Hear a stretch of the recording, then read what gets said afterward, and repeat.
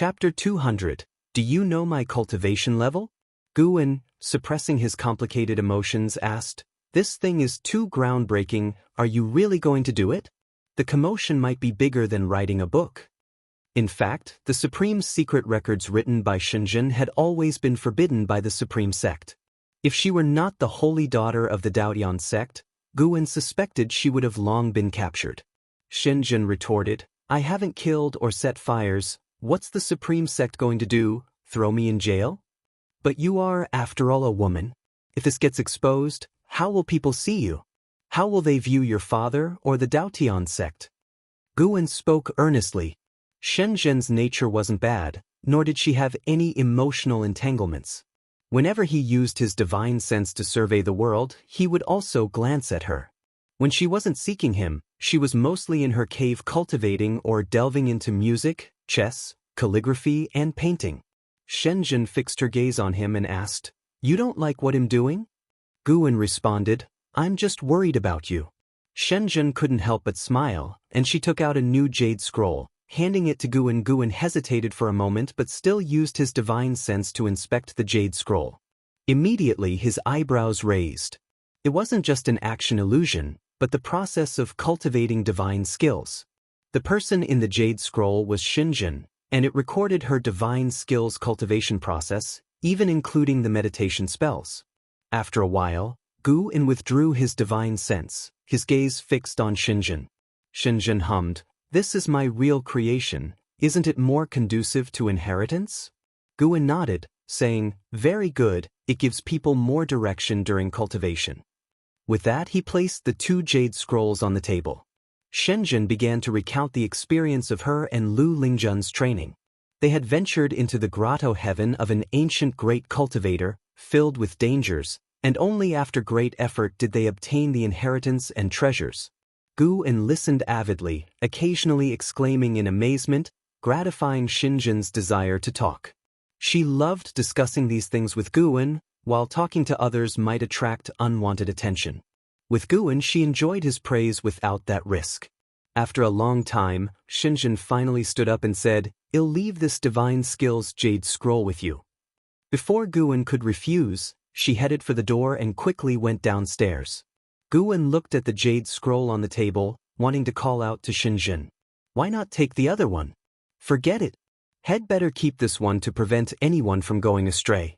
Guwen had memories of his past life and had long experienced the corruption of this thing. His willpower in this aspect was far beyond that of the people in the immortal cultivation world. He felt it was his duty to bear this mental burden for the cultivators. Elsewhere, Xianxia, upon going downstairs, couldn't resist teasing the blood prison great saint, annoying him greatly. Until nightfall, Guwen finally took the blood prison great saint back to Mystic Valley. Late at night, Guwen quietly arrived at Nianchu Cave of Heavenly Phoenix Mountain. Tian Yao was cultivating, while two cat demons were playing. Seeing Guwen appear, they quickly stopped and lay on the ground. Although they hadn't shapeshifted yet, they were highly intelligent and, under Tian Yao's guidance, they were very respectful towards Guwen. Guwen nodded at them, then sat at the stone table and began contemplating the matters of a grotto heaven. With his current cultivation level, opening up an independent minor heaven and earth wasn't difficult, but the challenge was in raising the spiritual energy. He couldn't instantly create a minor heaven and earth filled with spiritual energy. Next, he planned to collect high-grade celestial treasures to prepare for his grotto heaven. He was now thinking about where to hide the grotto heaven. Although the minor heaven and earth within the grotto heaven was hidden in another space, the entrance to the real world was fixed and couldn't move. After much thought, Guwen decided to open the grotto heaven on the mainland. This mainland was vast and had fewer immortal realms, making it suitable for him to develop slowly. At this time, Tian Yao approached and asked what he was thinking. Guwen didn't hide anything, as the grotto heaven would eventually need to be managed by her. To seize lifespan, he needed to personally harvest it with his mana, as puppets or clones weren't reliable. The clones of his 9 extremes yin-yang body, though called clones, were actually formed by his mana and lacked independent thought. Guwen had no interest in clones. He preferred to directly experience life and growth. Tian Yao, upon hearing this, was secretly shocked. The master had already opened a minor heaven and earth? She wondered if Heaven Phoenix Demon Mother could do the same? Having cultivated for so long, she wasn't naive. She was increasingly certain that the master was stronger than the Demon Mother. It was just that he claimed he couldn't defeat the Demon Mother to encourage her to cultivate. She felt no resentment towards this. Her enemies needed to be dealt with by her own hands. Just set it here at Heavenly Phoenix Mountain. It said that Heavenly Phoenix Mountain was once a habitat for phoenixes. Every few thousand years, enormous spiritual energy surges from the ground, producing countless celestial treasures. Tian Yaoer said earnestly. Guan thought it made sense. Then he sent his divine sense underground to open up a minor heaven and earth. The grotto heaven couldn't be too close to Nianchu Cave to avoid affecting the growth of medicinal herbs here. It should ideally be near the great earth spirit lineage, so it could absorb the underground spiritual energy. An hour later, Guan successfully opened it. Unlike other great cultivators who needed to fill it with soil and water, he could directly manifest it with his mana, thanks to his 5 elements attribute. However, the plants would still need to be relocated manually. For now, he wasn't in a hurry. He would let the grotto heaven absorb spiritual energy first. With the arrival of the new year, the Supreme Sect was busy with celebrations and all cities were bustling. Guan rode the Blood Prison Great Saint to the outer gate city. Although they attracted many gazes along the way, no one was surprised. Nowadays, many disciples in the outer gate city rode mounts, and numerous majestic demon birds circled above the city. The Blood Prison Great Saint was also very interested in the outer gate city, constantly looking around. Brother Gu, long time no see. A light laugh sounded, and Guan turned his head to see Xia approaching. Xia had gotten acquainted with Suolin and Guan when he first arrived. He had always hidden his true identity, and now only the high levels of the Supreme Sect knew that he was the son of the Demon Emperor. Guan dismounted with a smile, raised his hand, and cupped his fists. Xia looked at the Blood Prison Great Saint, examining it, and said, "Brother Gu, this mount of yours seems to have a unique bloodline?" Although the Blood Prison Great Saint's cultivation level was low, Xia could still sense some unusual traits, but nothing more. Guan laughed. "He's quite good. I like him a lot, so I take him everywhere with me, but his speed is a bit slow." Xia smiled and nodded, then invited Guan for a drink, which Guan didn't refuse. He led the Blood Prison Great Saint and followed Xia. They chatted and laughed along the way, their relationship harmonious. After experiencing the demon catastrophe, Xia cherished his friendship with Suolin and Guan even more. The human and demon races shouldn't be forever locked in conflict. They could coexist peacefully, just like him and Guan. The two found an inn. Guan left the Blood Prison Great Saint by the inn's door and asked the innkeeper to keep an eye on him. The two went to the second floor by the window. The first sword competition in the world is about to start. I'm planning to participate. You must come to watch then. Xia said with a smile. Upon hearing this, Guan immediately agreed and wished him success in advance. "I've heard they're preparing to recruit some demon clan disciples. Brother Gu, what do you think about this?" Xia asked curiously. He was pleased but also worried when he heard this. He knew well the nature of some demons. If they harmed someone in the Supreme Sect, would that not worsen the conflict? After all, the demon catastrophe had only ended recently, and there was still significant resentment towards demons among the human cultivators. It's a good thing. Didn't some demons help us fight off the evil demons during the catastrophe? Now that the demon ancestor has fallen, but evil demons remain, which are a greater calamity. The human and demon races should unite to overcome the tribulation. Guan said casually. Xia observed his expression, trying to figure out his true thoughts, but his words made Xia happy. They started drinking, passing cups back and forth, and soon, 2 jars were emptied. An hour later, sounds of a cow and the innkeeper's voice interrupted Guan and Xia's conversation. "I need to go down and check," Guan said, standing up. Xia nodded and followed him downstairs. In front of the inn's door, more and more disciples gathered. The innkeeper stood in front of the Blood Prison Great Saint, wearing a forced smile as he looked at the luxurious robed man in front of him, saying, "Sir, I really can't sell this cow. If you want to buy it, you should find the owner upstairs." The man in luxurious robes was arrogant, with 4 attendants behind him, all looking formidable. He looked down at the innkeeper and said, "Go call him down." Before the innkeeper could respond, Gu En's voice came from behind, "Brother, sorry, but this cow is not for sale."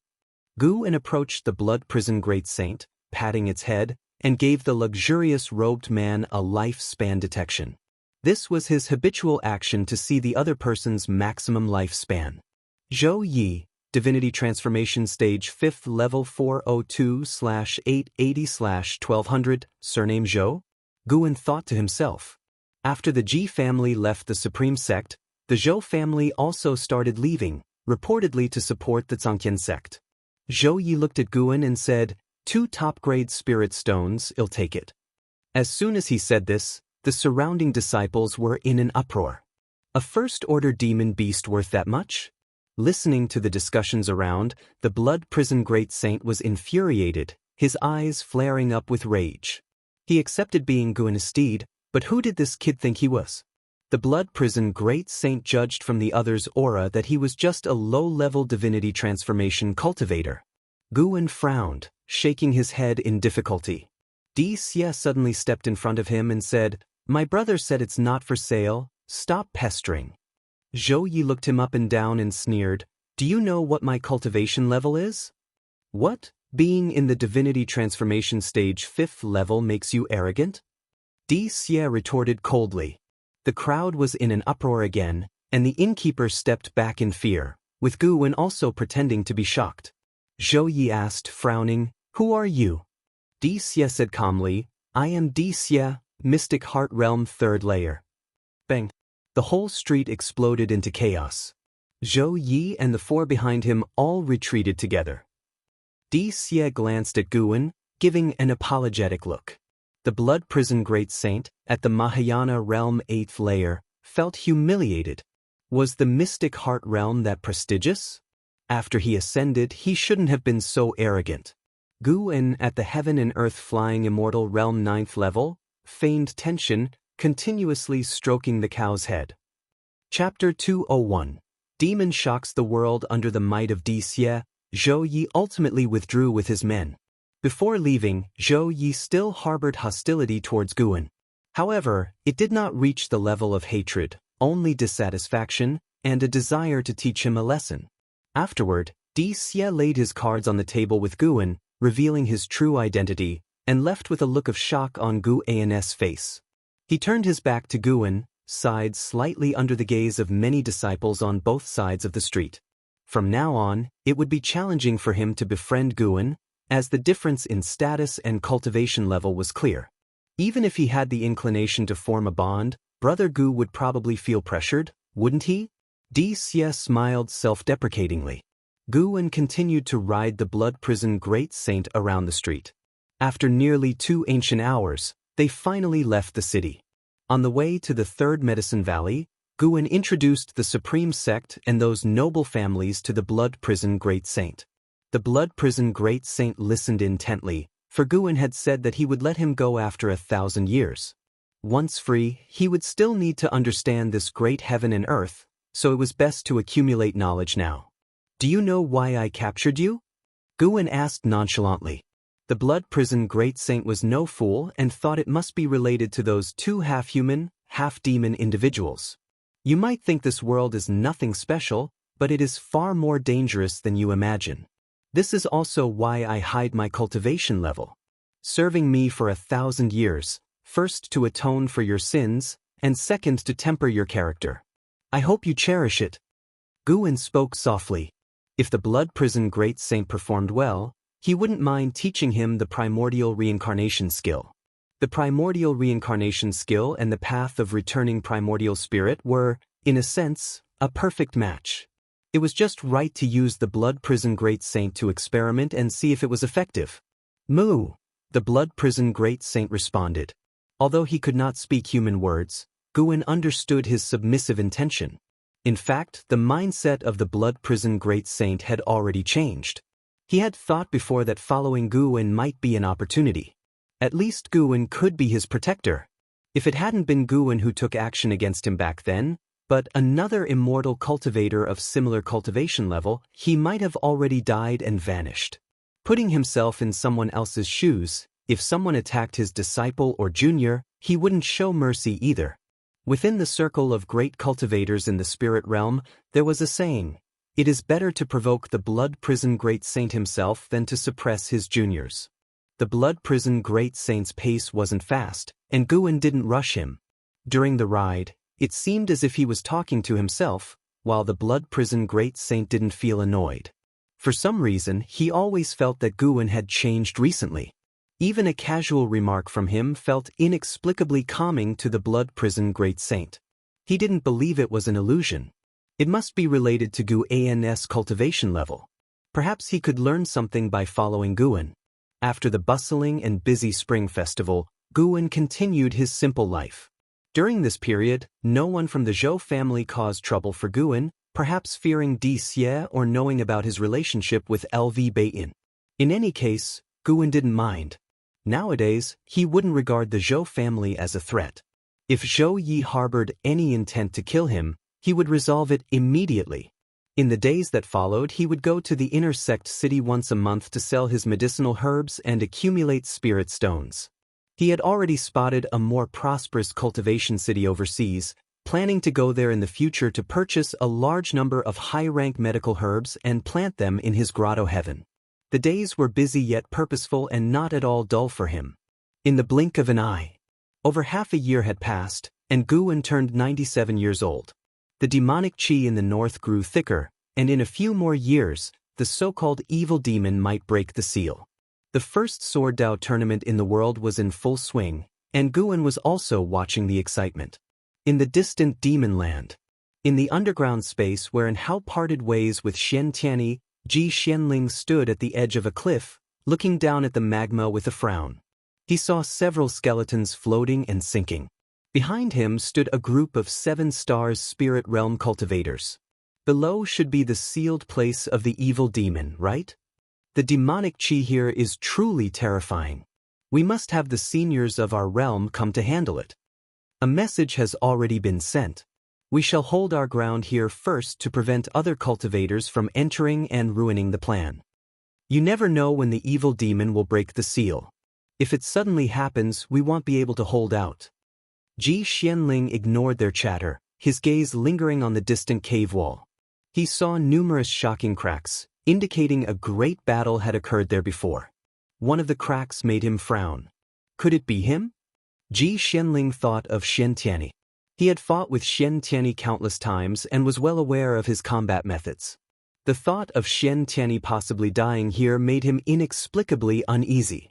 Wait, the seal hasn't been broken yet, so why would someone be fighting here? Could someone have tried to stop Xian Tianyi? Who could have arrived here before the 7 stars spirit realm? Ji Xianling furrowed his brows deeply, a terrifying suspicion arising in his mind, making his face turn even grimmer. Meanwhile, in the main hall of the Supreme Sect's main city, and Hao stared intently at LV Beiyin sitting at the head seat, while LV Beiyin frowned deeply. "Master, what should we do?" And Hao asked in a deep voice, with a sense of foreboding in his heart. LV Beiyin did not display the fury and Hao expected but remained silent instead. Senior Xian is the only Mahayana realm cultivator we have in the Supreme Sect. We cannot abandon him. And Hao said through gritted teeth. LV Beiyin looked at him and said, "You said it yourself, the only one. If even he couldn't withstand it, what can we do? Unless the sword Venerable Fudao intervenes, but we don't even know where he is. We can't ask the entire sect to beg him for one person, right?" And Hao's expression changed several times. Because when he failed to summon his master that night, he thought his master didn't want to get involved. Afterward, he stopped calling for help and rushed back to the Supreme Sect. His master was unwilling to intervene, and the Supreme Sect didn't want to. What should he do? What bothered and Hao the most was that he couldn't blame anyone. If he had the strength, he wouldn't need to beg. The Supreme Sect had countless disciples. It was impossible to sacrifice them all for one person. His master didn't owe him or the supreme sect anything. Why should he keep cleaning up after him? Suddenly, Anhao thought of something. He turned around and removed his robe, exposing his back, saying, "This is left by Senior Xian, seems to be some kind of restriction. My divine sense couldn't decipher it." LV Baiyan looked up, eyes widening abruptly, and appeared behind Anhao in a flash. He gripped Anhao's shoulders tightly, preventing him from moving. "So, that's it." Hearing LV Baiyan's words, Anhao, though confused, didn't interrupt his master's examination of the restriction on his back. Mid-autumn, the first Sword Dao tournament in the world concluded, and the champion was a Sword Dao great cultivator from the Gu family. Di Xie ranked second. Gu and also watched the final battle between Di Xie and the Gu family great cultivator. If Di Xie hadn't insisted on using a sword, he might not have lost. Though Di Xie was at the Mystic Heart realm, his swordsmanship was exceedingly immature. The first Sword Dao tournament in the world attracted the entire Immortal Cultivation world's attention, bringing immense profit to the Supreme Sect. Other sects began to emulate the Supreme Sect, hosting various tournaments. However, at this stage, cultivators were more interested in the spectacular combat demonstrated in the first Sword Dao tournament in the world. After the tournament, Anhao sought out an ex-in. The siblings hadn't seen each other for a long time and were very happy, talking for a long while. Guan noticed that Anhao seemed to have something on his mind, but his relationship with Anhao wasn't close enough to inquire. Before leaving, Anhao found Guan, thanked him for taking care of an ex-in, and gifted him many high-rank medical herb seeds. After some polite refusal, Guan reluctantly accepted them. The two didn't talk for long before Anhao took his leave. Guan watched Anhao's departing figure, guessing it was related to his experience in the demon land. "Disciple, fear not. Once he emerges, he's dead." Guan thought silently and suddenly recalled Xianxia. Anhao had previously spent time with Xianxia. Why had only Anhao returned? He immediately used his divine sense to scan the entire continent but couldn't find Xianxia. Had Xianxia sailed away? But he hadn't seen him depart. Guan's gaze fixed on that demonic qi-laden area, where numerous 7-star spirit realm cultivators had gathered, including Ji Xianling, who had previously visited the Supreme Sect. Aside from the deep underground and a few obscure hidden realms, the only remaining place he hadn't explored was the sealed area of the evil demon. Could it be that Xianxia was captured by the 7-star spirit realm or had fallen into the sealed area of the evil demon? 2 months later, the north erupted with terrifying demonic qi, as dreadful as the demonic might of the demon ancestor, alarming the 3 dynasties. Standing up in the 3rd Medicine Valley, Guan turned to look. Not far away, the blood prison great saint also gazed northward, secretly alarmed. What terrifying demonic qi! This great heaven and earth truly hid dragons and tigers. Who might be behind this demonic qi? Guan only took one glance before continuing to pick medicinal herbs. The blood prison great saint glanced at Guan, seeing his calm demeanor, and felt relieved. Come to think of it, he wasn't clear about Guan's true cultivation level. Disciples in the valley were also disturbed by the distant demonic might. They gathered in groups, discussing the matter. They immediately associated it with the evil demon. Since the Holy Land's emergence and the spread of the legend of the evil demon, it had become a significant concern among people. After the eruption, the demonic might persisted, not dispersing, though it didn't affect the disciples' lives. It made them feel oppressed and uneasy. Early the next morning, many cultivators flew over the 3rd Medicine Valley, heading north. Guan's divine sense observed the 3 dynasties, noting that various sects were sending many cultivators toward the demon land. He wasn't worried. Judging from the current aura, the evil demon was at the level of a loose immortal and had not completely broken free from the seal. He wanted to see if the 7-star spirit realm would truly assist the 3 dynasties' human race in resisting the evil demon.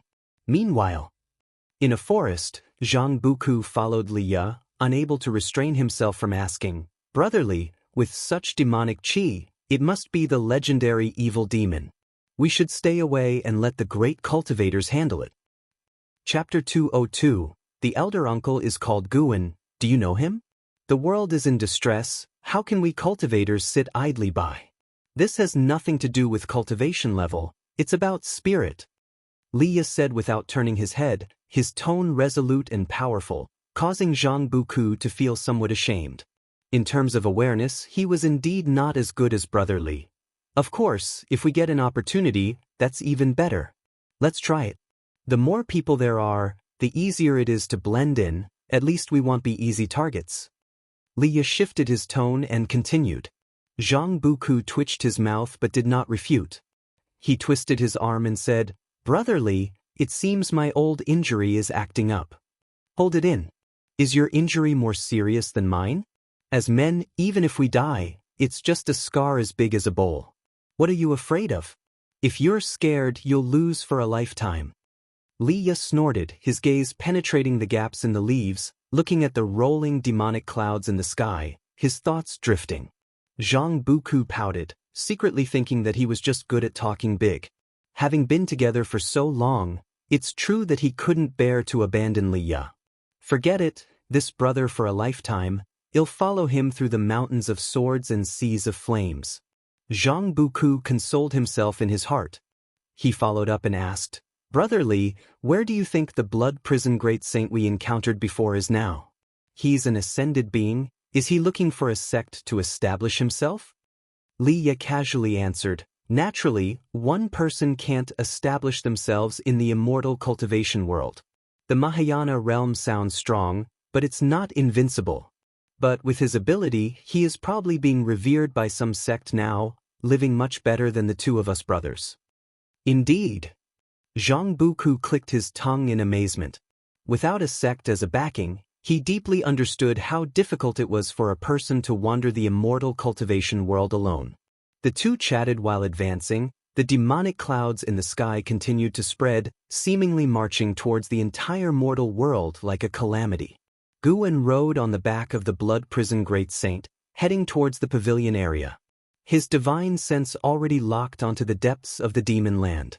Amid a desolate land, the ground cracked open, spreading like a spider web.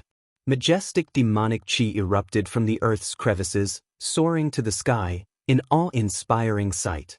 It was as if a peerless evil demon was about to break out from the ground, creating a suffocating atmosphere between heaven and earth. Guwen observed cultivators constructing a transmission array platform on a cliff about 50,000 miles from the place where the evil demon was breaking its seal. They probably belonged to the seven-star spirit realm, as Ji Xianling was among them. At this moment, Ji Xianling stood at the edge of the cliff, his brows furrowed. A woman in white walked up to him, smilingly asked, "What's the matter? Are you afraid?"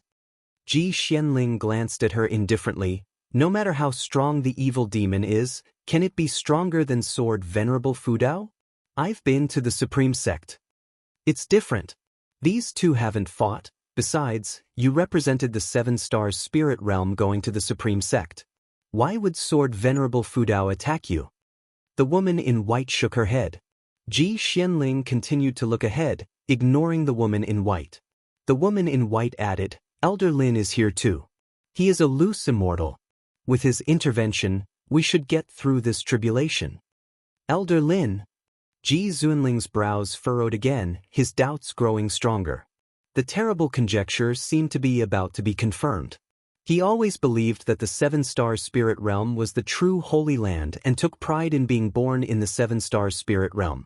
But recently, more and more things made him feel that the seven-star spirit realm harbored many unspeakable secrets, secrets that might shatter its holy name, driving him to the brink.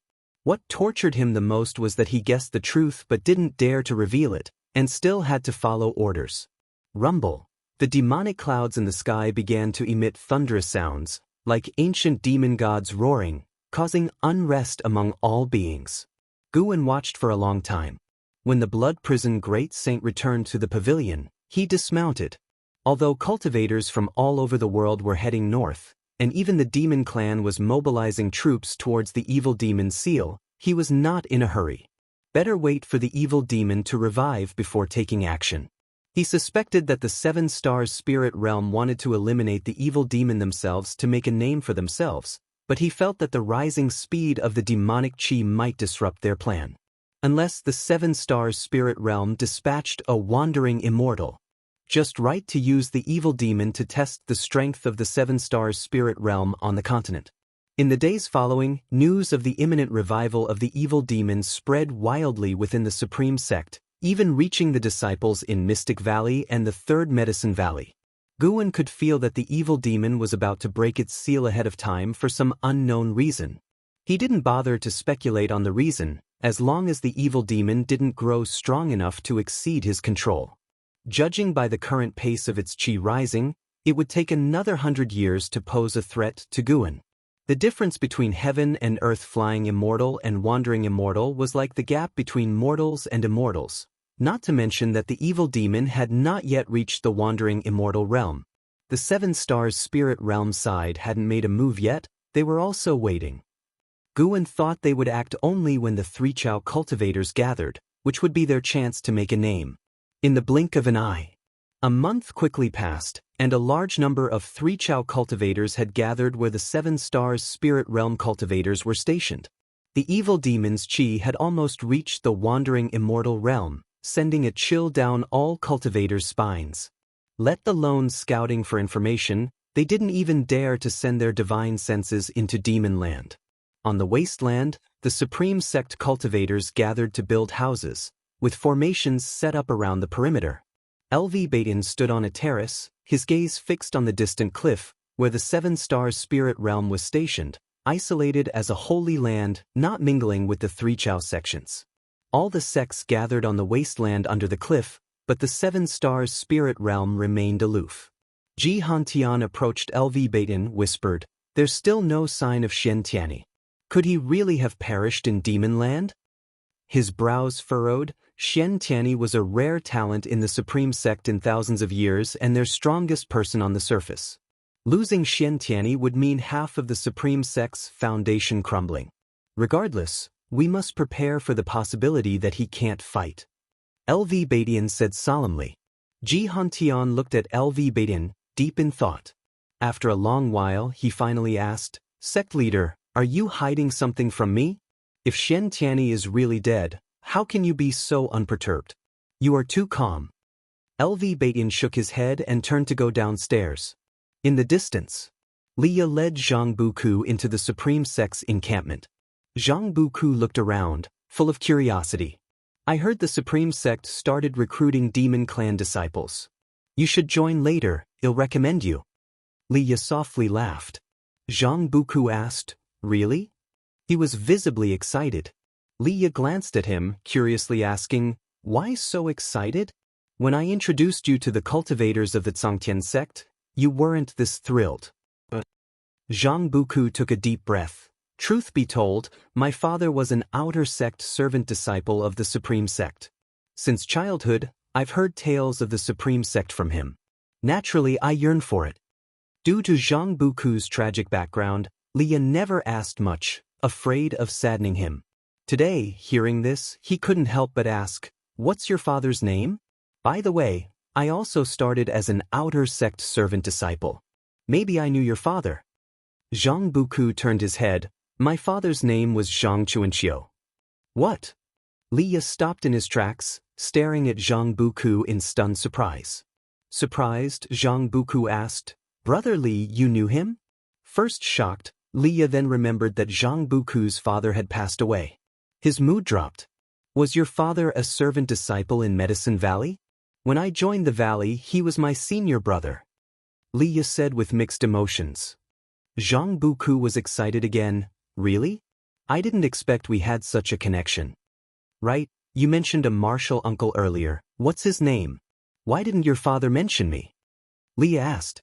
Just as he finished, his mind suddenly jolted. "Wait, isn't this messing up the seniority?" Zhang Buku replied, "Martial uncle's name is Guan. Do you know him?" "Junior brother Gu," Leah immediately realized. Indeed, back in Medicine Valley, senior brother Zhang Chunkia's favorite was junior brother Gu. Junior brother Gu was kind to everyone, universally liked. It's natural that senior brother Zhang Chuanxiu remembered him. Zhang Buku also realized, scratching his head, Should I call you Martial Uncle Li? Forget it, brotherly flows better. Well, each stick to our own. Seeing his shameless expression, Leah felt somewhat vexed. They'd been calling each other brothers for years, it was hard to change now. After all, Zhang Buku only saw him, their previous relationship might as well not count. Zhang Buku nervously asked, "Brother Li, how's your relationship with Martial Uncle Gu?" Hearing this, Leah suddenly wanted to alter the relationship. He looked up, proudly smiled. "Of course, we're the best of brothers." "Really?"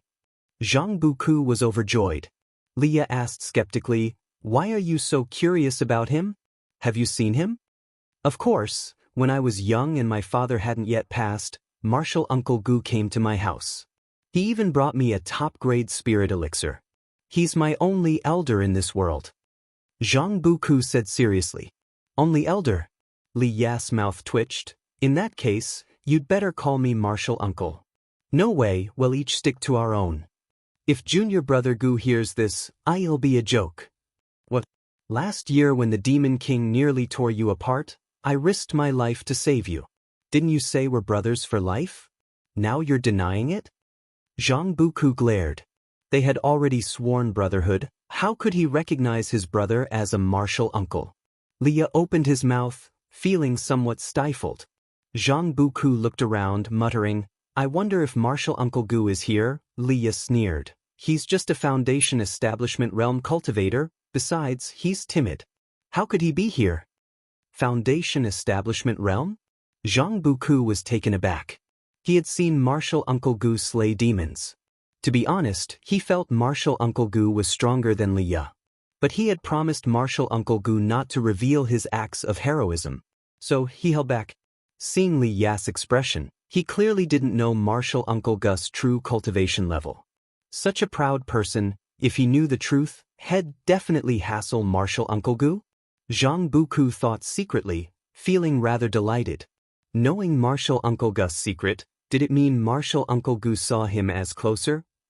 Chapter 203, The Evil Demon Breaks the Seal. It's him. Zhang Buku could not find Guan within the Supreme Sect's camp, as Guan was still busy planting seeds. He had come to the grotto heaven he had cultivated beforehand, scattering ordinary herb seeds to improve the soil. Once the matter with the evil demon was resolved, he planned to go overseas to buy a large number of high-rank medicinal herb seeds. Decades had passed, and Guan had accumulated a vast fortune, enough for him to spend lavishly. The demonic power from the north persisted, affecting all life. Wherever Guan went, he heard people worrying about it. Simultaneously, Guan overheard another discourse. Some were constantly advocating for the Holy Land, claiming that this calamity would not spread to the human realm with the Holy Land's intervention. Using his divine sense to cover the land of 3 dynasties, Guan saw many people specifically spreading this news. From the karma around them, he deduced they were entrusted by 7 Stars Spirit Realm cultivators. Indeed, the Holy Land's means were far beyond the Supreme Sects.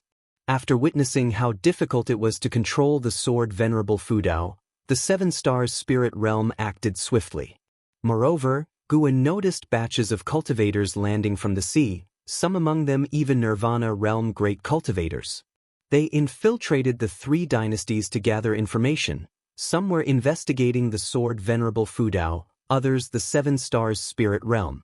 Guan did not pay too much attention, as long as they didn't appear before him. Time continued to pass. About half a month later, as autumn drew to a close, Guan was riding the Blood Prison Great Saint, wandering around the 3rd Medicine Valley when his divine sense turned northward. The 7 Stars Spirit Realm had begun to take action.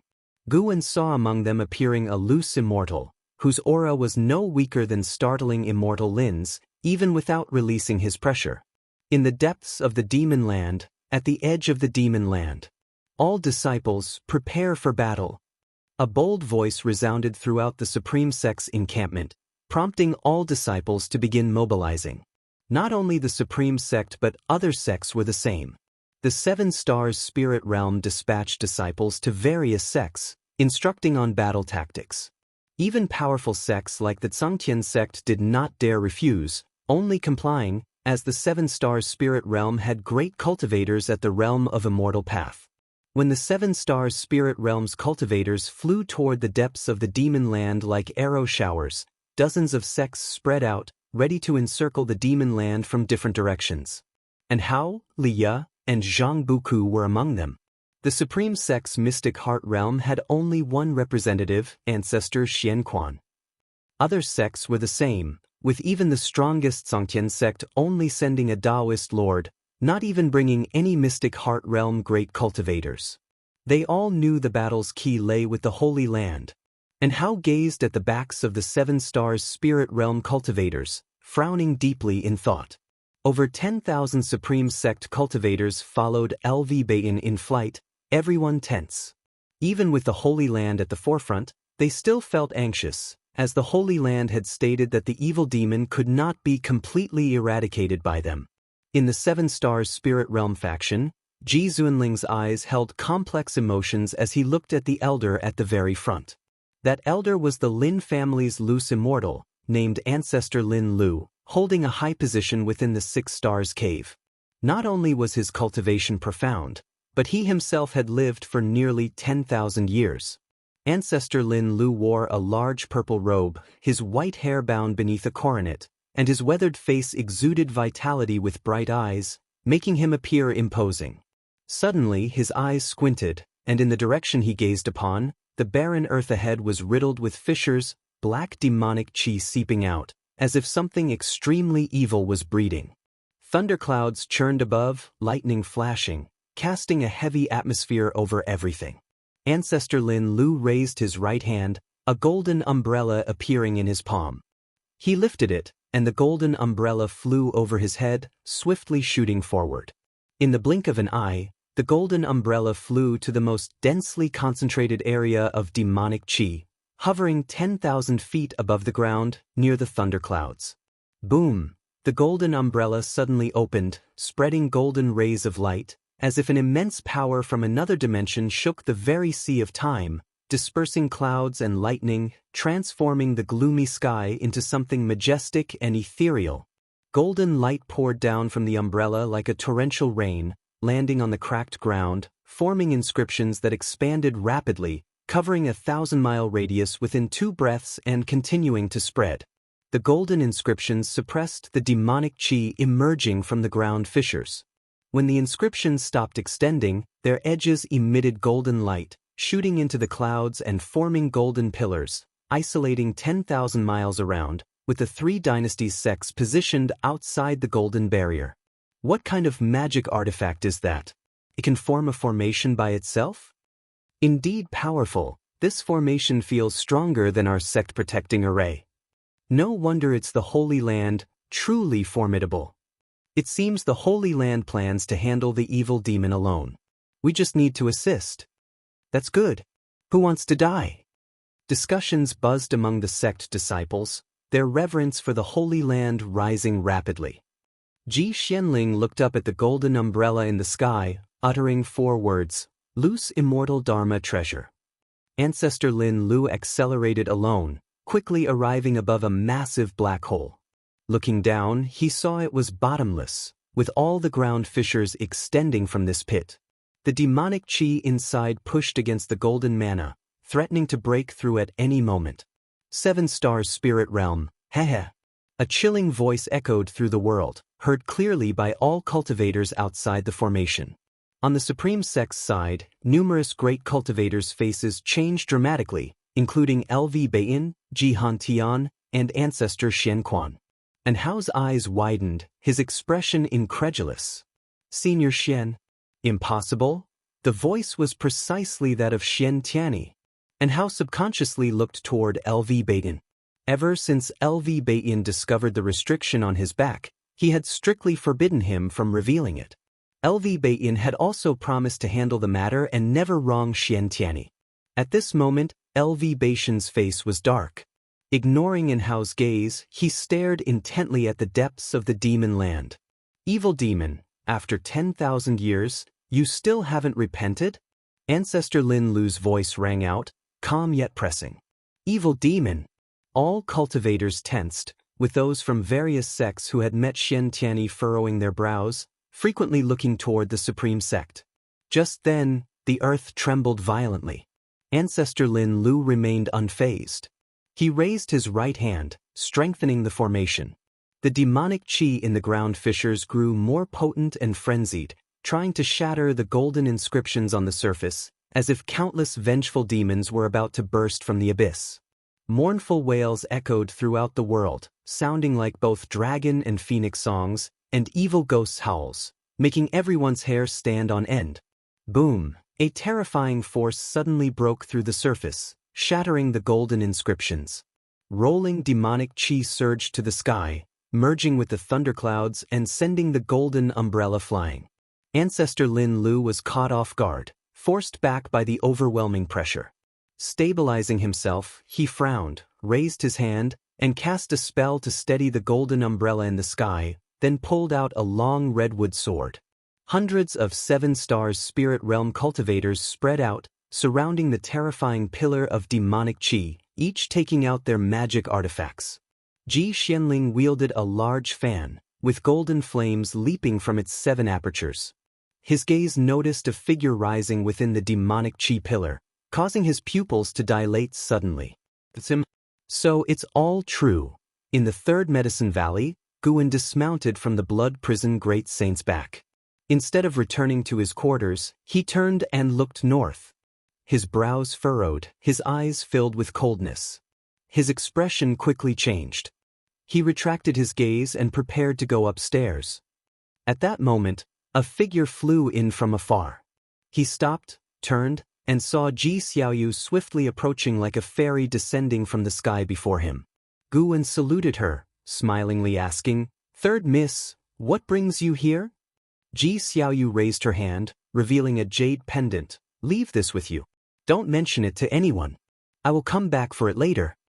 She tossed it to Guan and then turned to leave as quickly as she came.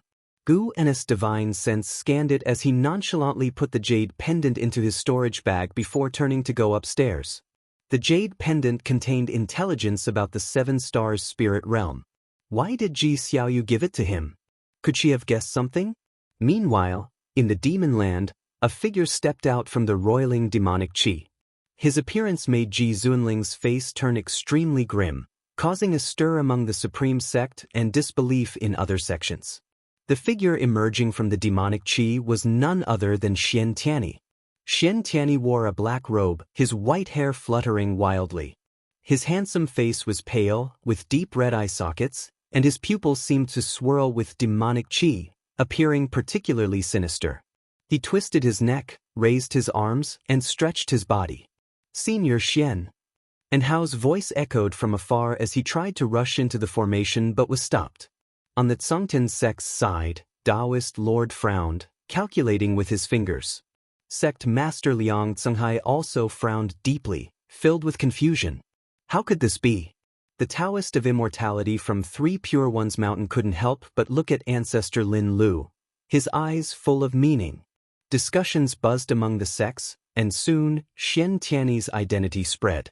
A supreme sect Mahayana realm cultivator had turned into an evil demon?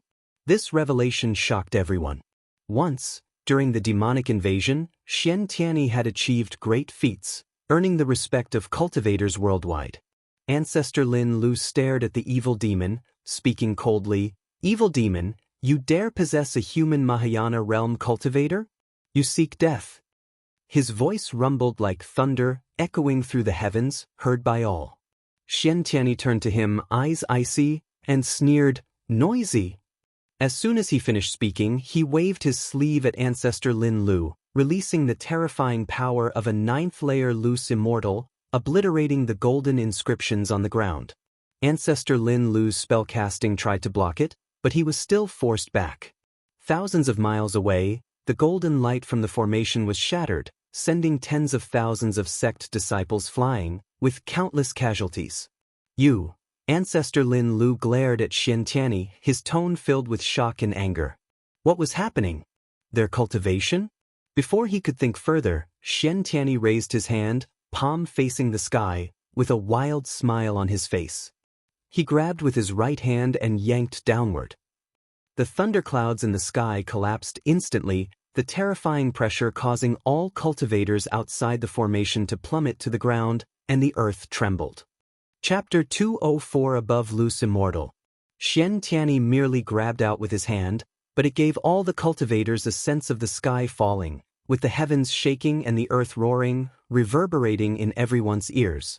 The cultivators of the seven-star spirit realm also fought desperately to resist.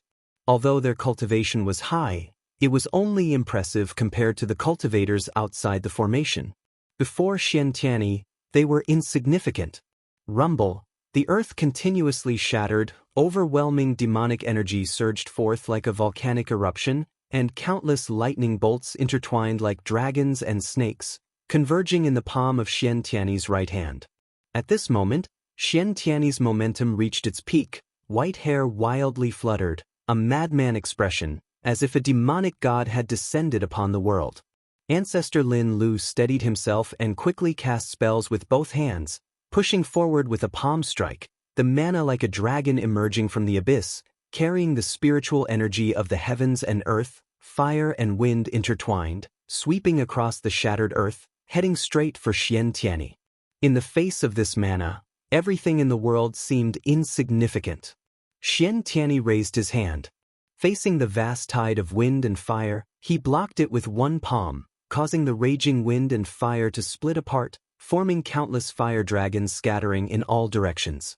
Form the array, exterminate the demon. Ancestor Lin Lu roared angrily, and the other seven-star spirit realm cultivators leaped away, distancing themselves from Xianxia.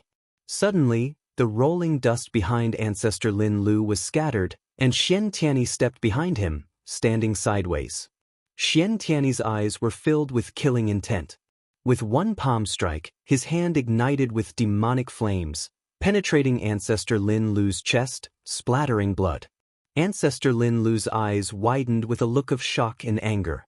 Xianxia lifted his arm, following up with a dive, slamming Ancestor Lin Lu, who was impaled on his arm, into the shattered ground. He then began to wildly swing him around, causing the seven-star spirit realm cultivators to panic, and the great cultivators from distant sects were horrified.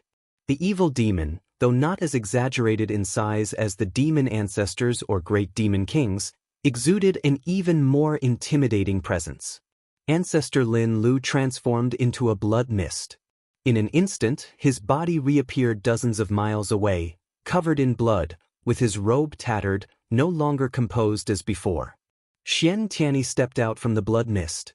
As he looked up, countless sword shadows emitting silver light descended from the sky, engulfing him in an instant, causing dust to rise like a dragon swallowing the sky. Boom! Boom!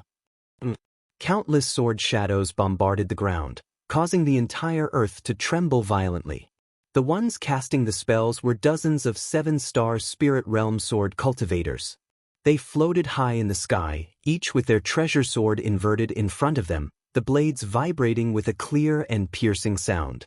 Watching the formidable sword array of the seven-star spirit realm, the cultivators of various sects were elated. They retreated one after another, distancing themselves from the battlefield. The difference in cultivation levels was too great. Even flying was difficult, so they had to expand the encirclement. LV Baitin grabbed and Hao and quickly retreated. "Master, is there no hope?" And Hao looked at LV Baitin, gritting his teeth. Hearing that Xianxia had been possessed, his heart ached terribly. LV Baitin gazed at the chaotic and terrifying battlefield in the distance, speaking in a solemn tone. "The urgent task now is to eliminate the demon." Li Ya and Zhang Buku were also retreating. Their cultivation level was too low. Facing Xianxia's demonic power, they felt suffocated.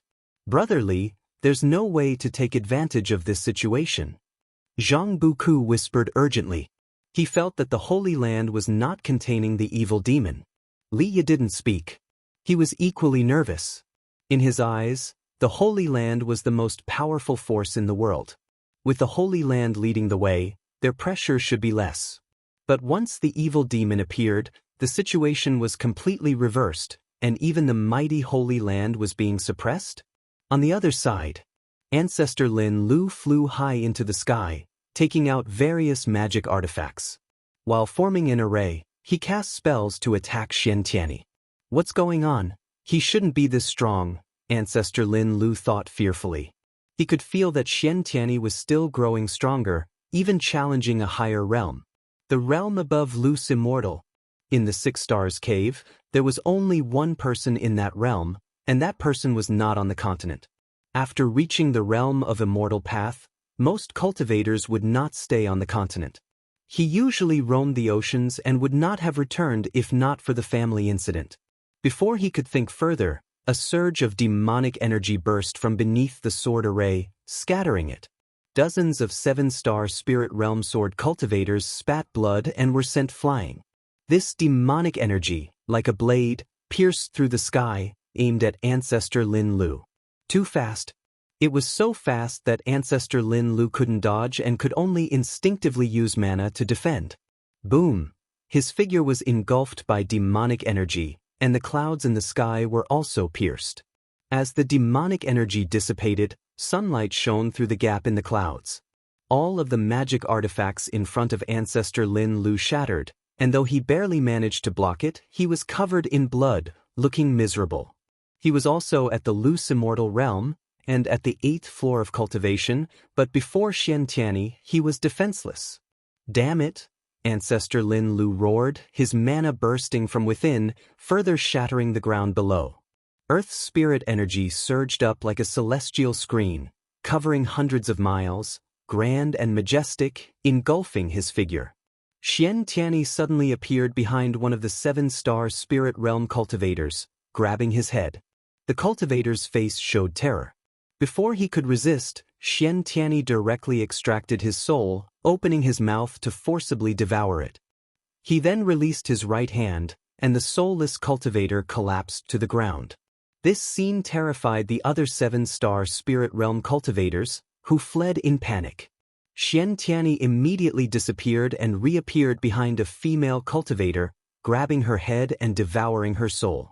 These Mahayana cultivators had no chance to resist in his presence. Boom, a gust of wind came, and Xianxia instinctively turned his head. He saw beam after beam of green light phantoms rushing out of the spiritual energy curtain covering half the sky. Each held different forms of magic artifacts, stood 100 feet tall, and looked like celestial soldiers from another world, unstoppable. The Third Medicine Valley. Guan sat at his desk, practicing calligraphy while watching the battle. Possessed by the evil demon, Xianxia suppressed the seven-star Spirit Realm alone.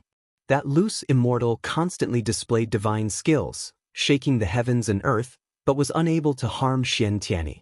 Instead, he watched as Xianxia continuously devoured souls. Guan sensed that 10 Lu's Immortals were heading to the battlefield, flying in from the northern coast of the continent with great speed. They should be reinforcements for the seven-star Spirit Realm. Strange, there is still Xianxia's soul aura within him.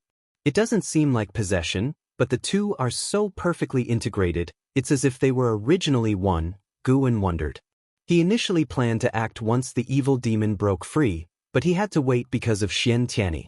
The seven-star Spirit Realm intended to use the evil demon to bolster their Holy Land's prestige while luring Xianxia into a trap, weakening the Supreme Sect's explicit power and reputation. It was truly sinister. But the evil demon was on the verge of breaking through to Wandering Immortal, which shouldn't have been part of the seven-star Spirit Realm's plan. Otherwise, Ancestor Lin Lu wouldn't have acted early, forcing the evil demon to break free prematurely. The variable was Xianxia. Xianxia seemed to have additional secrets unknown to others.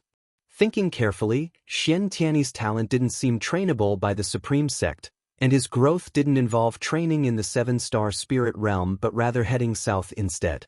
In any case, Guan was determined to rescue Xianxia. Now the seven-star Spirit Realm found itself in a difficult situation, and it was perfect to use the evil demon to weaken the realm's power and prestige.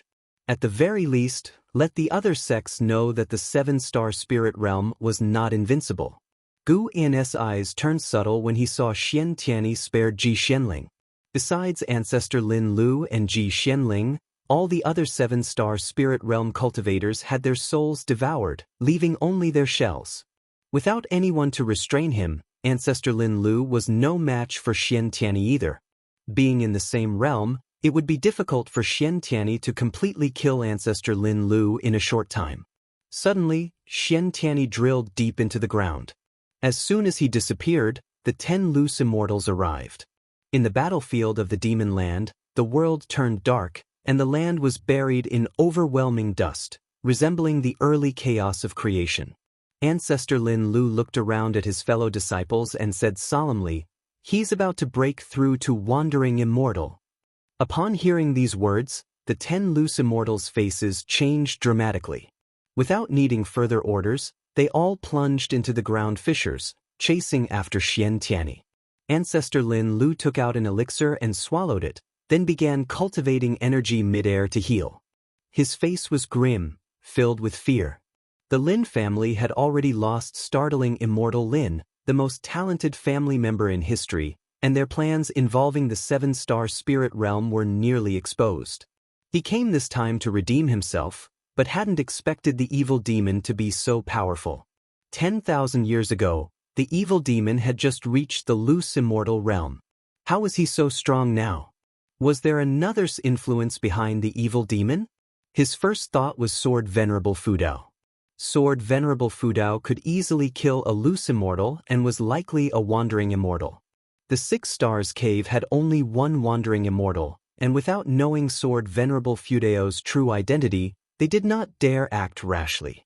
Could Sword Venerable Fudao be someone from a great sect at sea, specifically targeting the 7-star spirit realm? 300 years ago, we shouldn't have let the ephemera sect in. Ancestor Lin Lu hated bitterly. The 6 Stars Cave had numerous factions and his family couldn't dominate. But now, the main loss fell on the Lin family. The disciples just devoured, most came from the Lin family. How could he not hate? At the same time, the Supreme Sect and other sects had retreated 10,000 miles away, sensing only 2 auras of 7-star spirit realm cultivators, making them even more afraid. Even the Holy Land can't suppress the evil demon? Without the Holy Land, we would have been dead already. The Holy Land does live up to its name, but its foundation is, could we ultimately rely on Sword Venerable Fudao? I suspect he'll only act when the evil demon reaches the 3 dynasties border. We're truly useless, always troubling him, the cultivators discussed, while the Supreme Sect remained somber. Xianxia being possessed by the evil demon was a huge blow to their morale. LV Baitin looked into the distance, his face dark and eyes flashing. And Hao had calmed down, waiting for the outcome. He hadn't yet connected Xianxia's plight to the Holy Land, only cared for Xianxia's safety. However, it didn't take long before an even more terrifying demonic energy erupted from the ground, startling everyone. Chapter 205. Majestic Divine Might, Wandering Immortal Arrives Rumble. The sky above the Supreme Sect was covered by rolling thunderclouds, as if a storm was about to break. The sky changed so quickly that the disciples who were still busy in the 3rd Medicine Valley hurried their tasks. Guwen descended from the pavilion, feeling that Xianxia had already half-stepped into the wandering immortal realm, which made him very interested in the sealing ground of the evil demon. What exactly was hidden below? It could actually allow the evil demon to break through in one fell swoop. There must be a secret down below. Could it be that the evil demon also had the ability to evolve lifespan cultivation? Guwen's mind wandered, and he was already prepared to take action. Once Xianxia dealt with the 11 loose immortals of the 7-star spirit realm, he would make his move. He could feel the heavenly might condensing in the sky above the battlefield, signifying that Xianxia was about to face the tribulation. TSK is the tribulation range of a loose immortal this large? Guwen looked at the thunderclouds in the sky and thought silently. This gave him a clearer concept of the celestial tribulation of the immortal path. The tribulation of the evil demon had covered the entire continent, showing just how exaggerated the power of the tribulation was. If the tribulation from loose immortal to wandering immortal was already like this, then what kind of power would the tribulation from wandering immortal to heaven and earth flying immortal be? The aura of a distant loose immortal suddenly disappeared. It seemed he had died at Xianxia's hands. With the first, there would be a second. The successive deaths of 2 loose immortals made Ancestor Lin Lu, who was healing, unable to remain calm. He immediately rushed into the underground to support Gu and observed the tribulation. He could feel the spiritual power of the 5 elements in the heaven and earth gathering toward the thunderclouds above, rushing toward the crossing site at an extremely fast speed after entering the clouds. The spiritual power of the 5 elements in heaven and earth thus gathered together to accumulate heavenly might. The 3rd loose immortal fell. After devouring the souls of the loose immortals, Xianxia's momentum soared. Vaguely, Guan felt 2 strands of demonic qi surging within one body. Could it be that Xianxia and the evil demon were vying for control of the body? Guan silently thought, keeping a cautious attitude. If Xianxia's soul was about to collapse, he would immediately take action. For mortals, the distance from the supreme sect to the demon land was a lifelong journey that could never be covered, but for Guan, it only took one step. The disciples in the valley began to gather, discussing what the thunderclouds in the sky portended. Lu Lingjun still stayed within the pavilion, cultivating, seemingly unconcerned about the calamity outside. Since returning, she had been in closed cultivation and had not left the room. Rumble. Watching the lightning and thunder in the sky, the cultivators of the Supreme Sect were extremely tense because they felt they were also within the scope of the celestial tribulation and might be affected. Liang Canghai was decisive and immediately ordered the disciples to retreat. After all, they couldn't help the 7-star spirit realm. It was better to preserve themselves. Their presence here was at the call of the 7 stars spirit realm. Otherwise, the safest option would be to guard the borders of the 3 dynasties, where they could gather more strength. LV Bain also led the disciples in retreat, and at that moment, Ji Hantian approached him. I suddenly remembered that Xianxian had gone demonic in his youth, Ji Hantian whispered. LV Bain glanced at him, his gaze cold, scaring him into immediate silence. Ji Hantian spoke with some grievance. I thought you 2 were at odds. So all these years have been an act for me? LV Bain was the sect leader, and he was the vice sect leader. He also had the ambition to be sect leader, but above them was Xianxian, whom many elders supported for the position of sect leader. As such, he naturally harbored no good feelings toward Xianxian. It so happened that LV Bain once found him, complaining about Xianxian, which quickly won his favor. Because of Xianxian, the 2 formed a better bond. Whenever LV Bain shirked his duties, he would work hard because LV Bain promised that if he stepped down, he would choose him. Of course, all this was about vying for power. On a day-to-day basis, the 3 of them, as fellow disciples, greeted each other amicably. Talking nonsense, is now the time to discuss this? LV Bain said in a deep voice, cutting off Ji Hantian. Boom! A deafening sound came from behind, startling the 2 into turning their heads. The distance was too far for them to see what had happened, but the horrifying demonic might of the evil demon made them tremble in fear.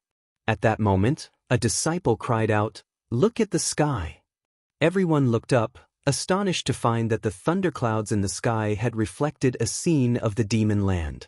Figures moved as swiftly as lightning, dazzling everyone.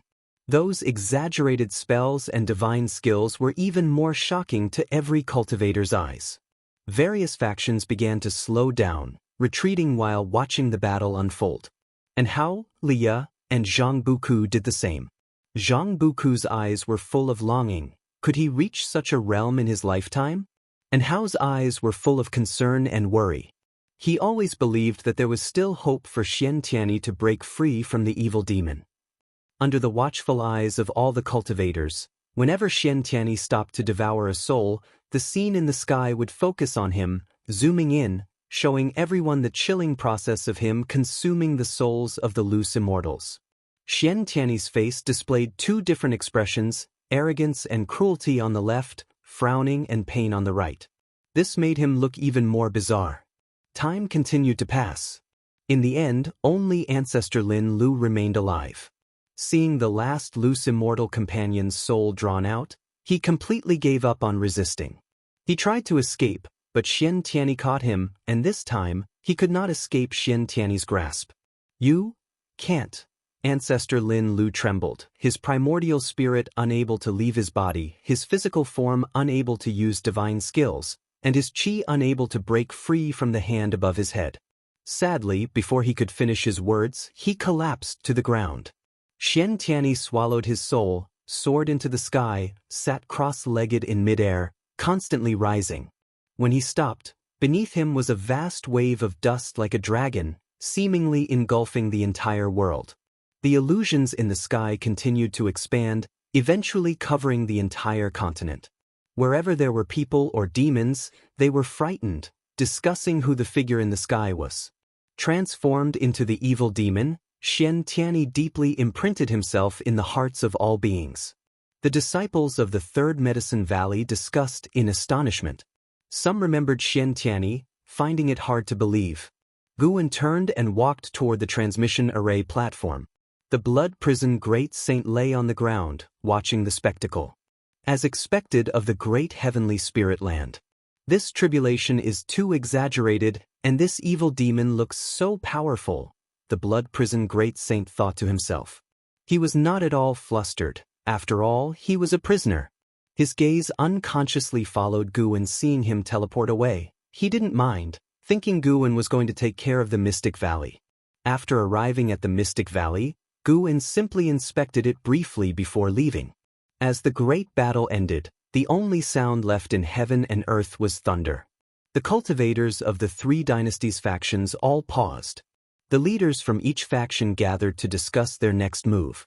They could all see that the evil demon was undergoing a tribulation. If the evil demon succeeded in the tribulation, the situation would become even worse. But with the complete annihilation of the seven-star spirit realm, what could they do? Someone complained, "There are so many cultivators in the Holy Land, yet they sent only so few of us here. Isn't this courting death?" Every 100 years, geniuses from various factions would go to the Seven Stars Spirit Realm for cultivation. They knew that the Seven Stars Spirit Realm far exceeded this number of people. Not only was the Seven Stars Spirit Realm sparsely populated, but they even called them to die here. It wasn't just one person. Others also resented the Seven Stars Spirit Realm. No matter how nicely the Seven Stars Spirit Realm spoke, these were old monsters who lived for hundreds, even thousands of years, not easily swayed by sweet talk. They judged the Seven Stars Spirit Realm by its actions. Liang Zhonghai took a deep breath and said, "All right, now the urgent task is how we might stop the evil demon's tribulation." Everyone fell into silence.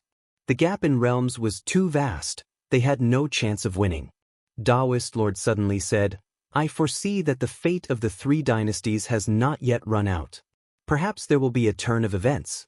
The Seven Stars Spirit Realm, after all, is an ancient holy land.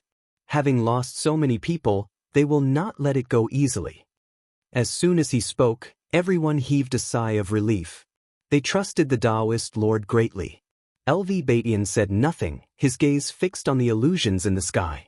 Time flew by, and those who came to fight felt agony.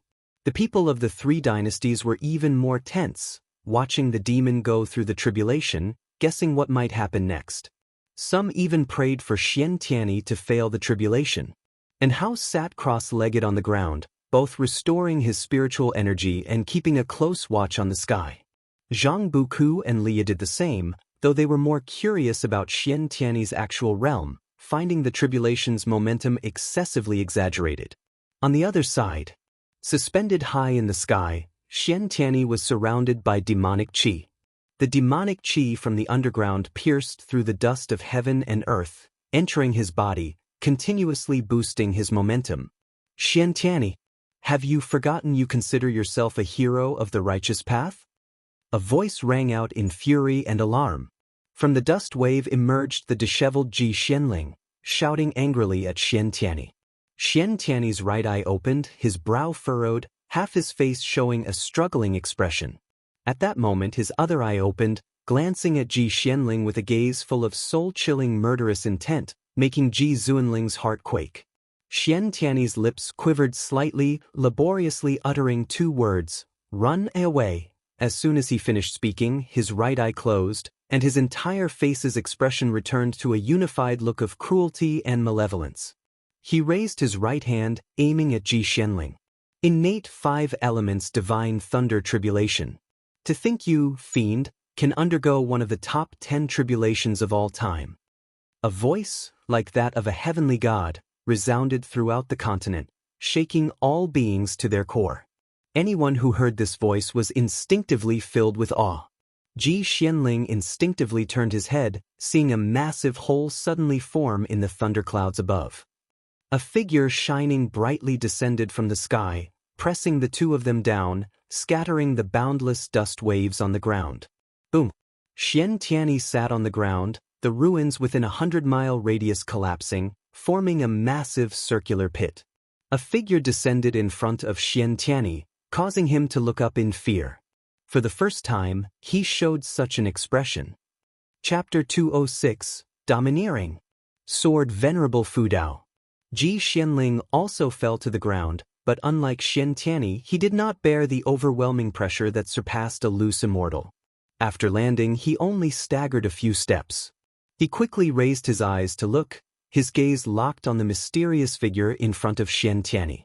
It was a figure shining with a strong light, and he recognized the identity of the other person at a glance. Cave Master! Ji Xianling exclaimed in surprise. The Cave Master of 6 Stars Cave, Divine Soul True Lord. The Divine Soul True Lord stood tall, draped in a wide, black robe, with white clothes cinched with gold thread underneath, and a jade-adorned green silk belt.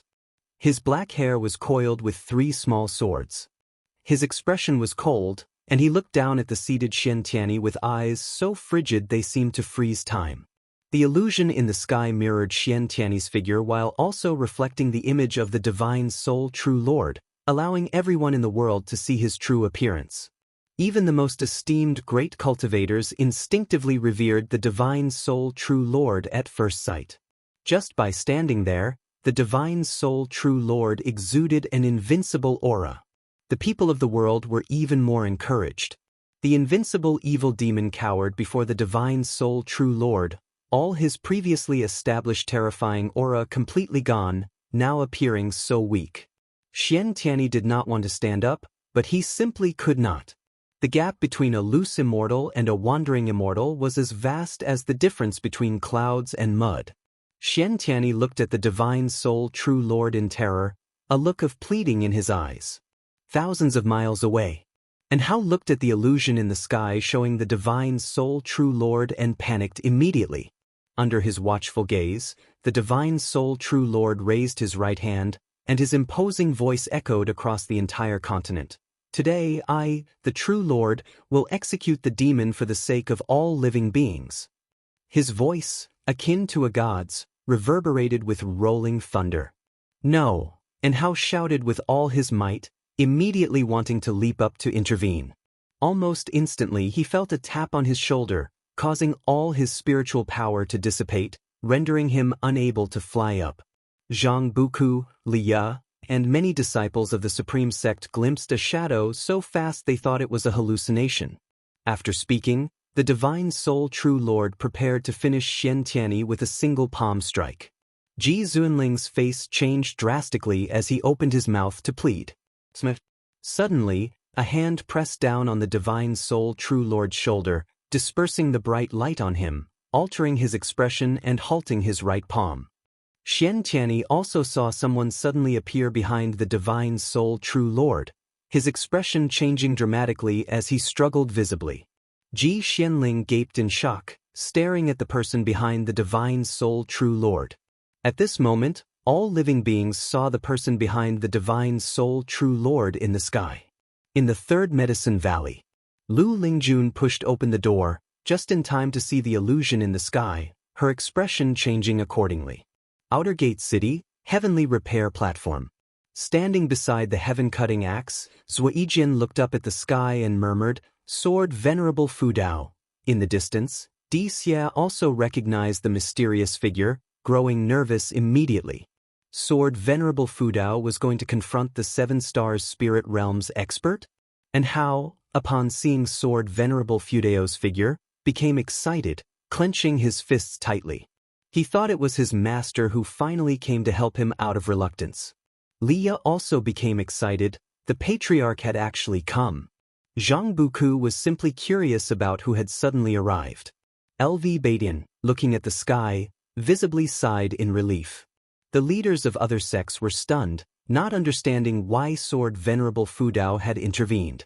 In the illusion in the sky, the Divine Soul True Lord slowly lowered his right hand, glancing back and asking, "Could it be that you are the Sword Venerable Fudao who recently made a name for himself throughout the land?" Behind him stood a demonic shadow, shrouded in dark purple demonic chi, mysterious and ominous. Guan suddenly pulled him behind and then stepped forward. The Divine Soul True Lord's expression changed dramatically, and his body involuntarily recoiled. Guan stepped forward to stand before Xianxia, extending his right hand, pointing 2 fingers at Xianxia's forehead. The magic of heaven and earth flying immortal erupted, forcibly expelling the demon soul from Xianxia's body, dispersing the demonic chi, making Xianxia grimace in pain. This scene shocked everyone in the world. This wasn't the evil demon? Everyone saw a demonic shadow emerge from Xianxia, identical to his form.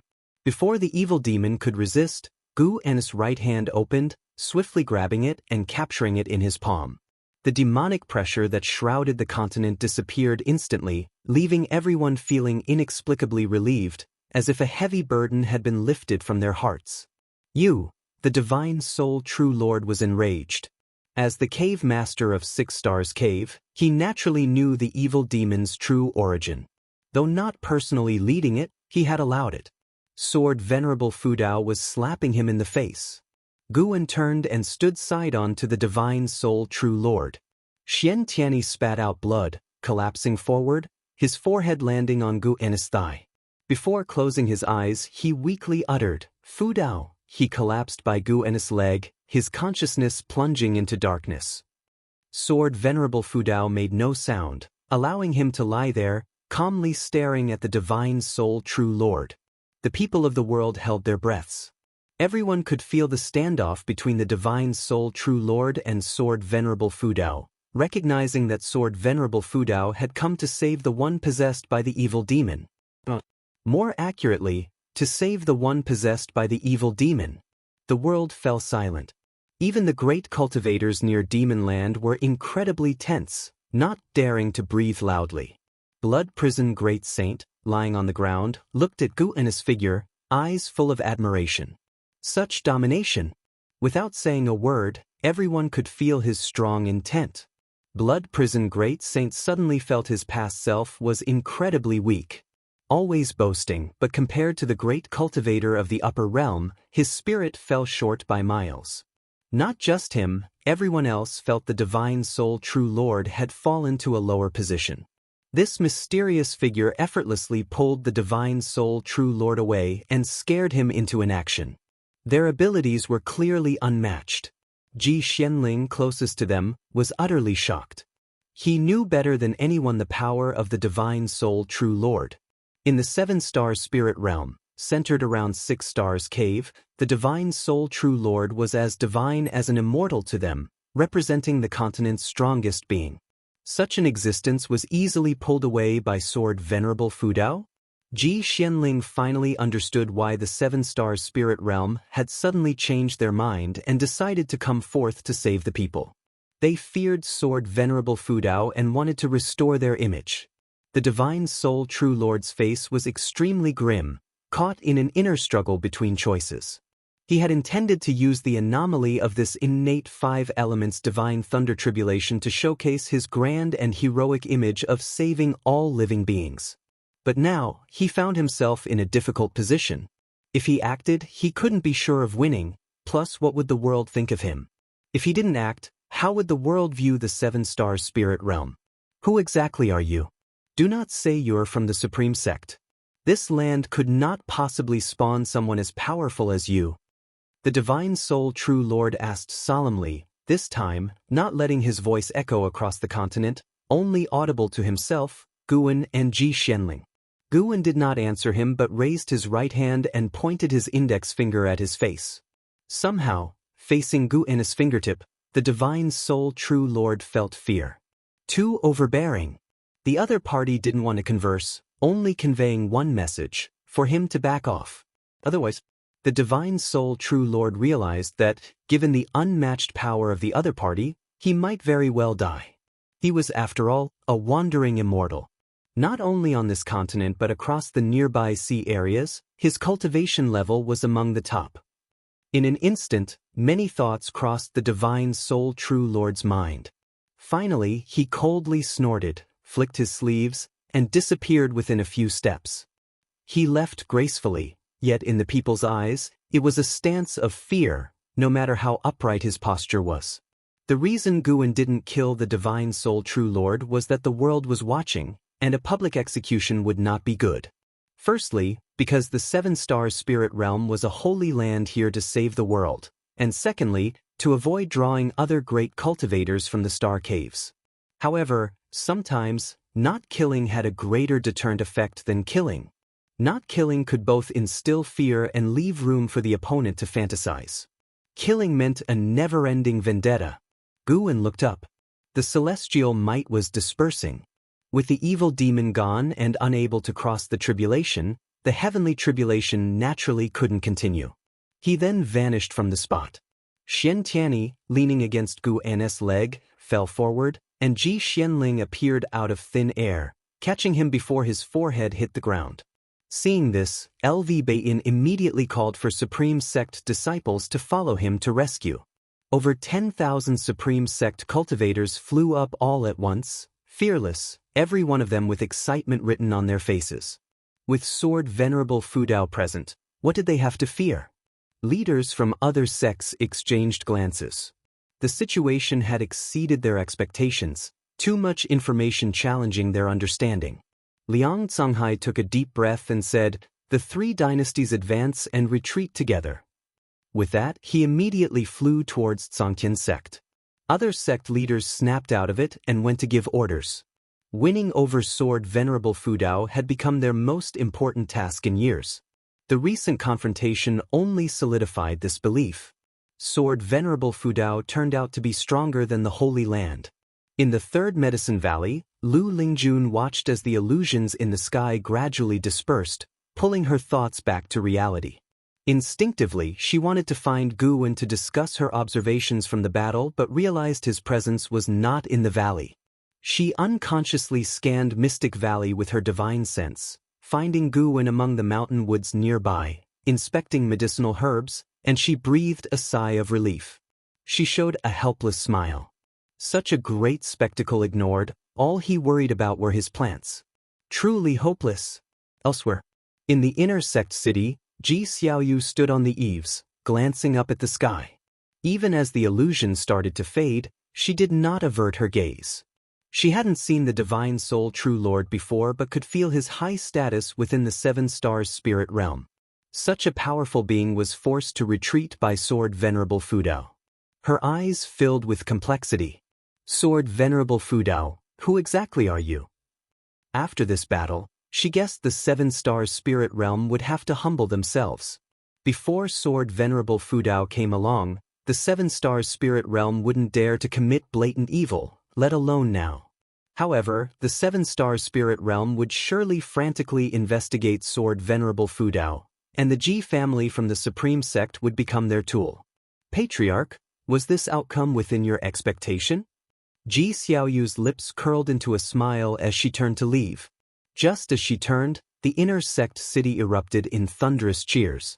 One city was but a microcosm of the world. The entire world erupted into a feverish celebration. Chapter 207. Like Pan and over the ocean, Divine Soul True Lord sat on a huge gourd, his arms crossed in front of his chest as the sea breeze blew his hair. He closed his eyes, frowning deeply. The more he thought, the angrier and more restless he became. After this battle, the prestige of the Holy Land would surely plummet. How could he not be angry? He just couldn't judge Sword Venerable Fudao's attitude towards the Seven-Star Spiritual Realm. For now, Sword Venerable Fudao did not seem hostile towards the Seven-Star Spiritual Realm.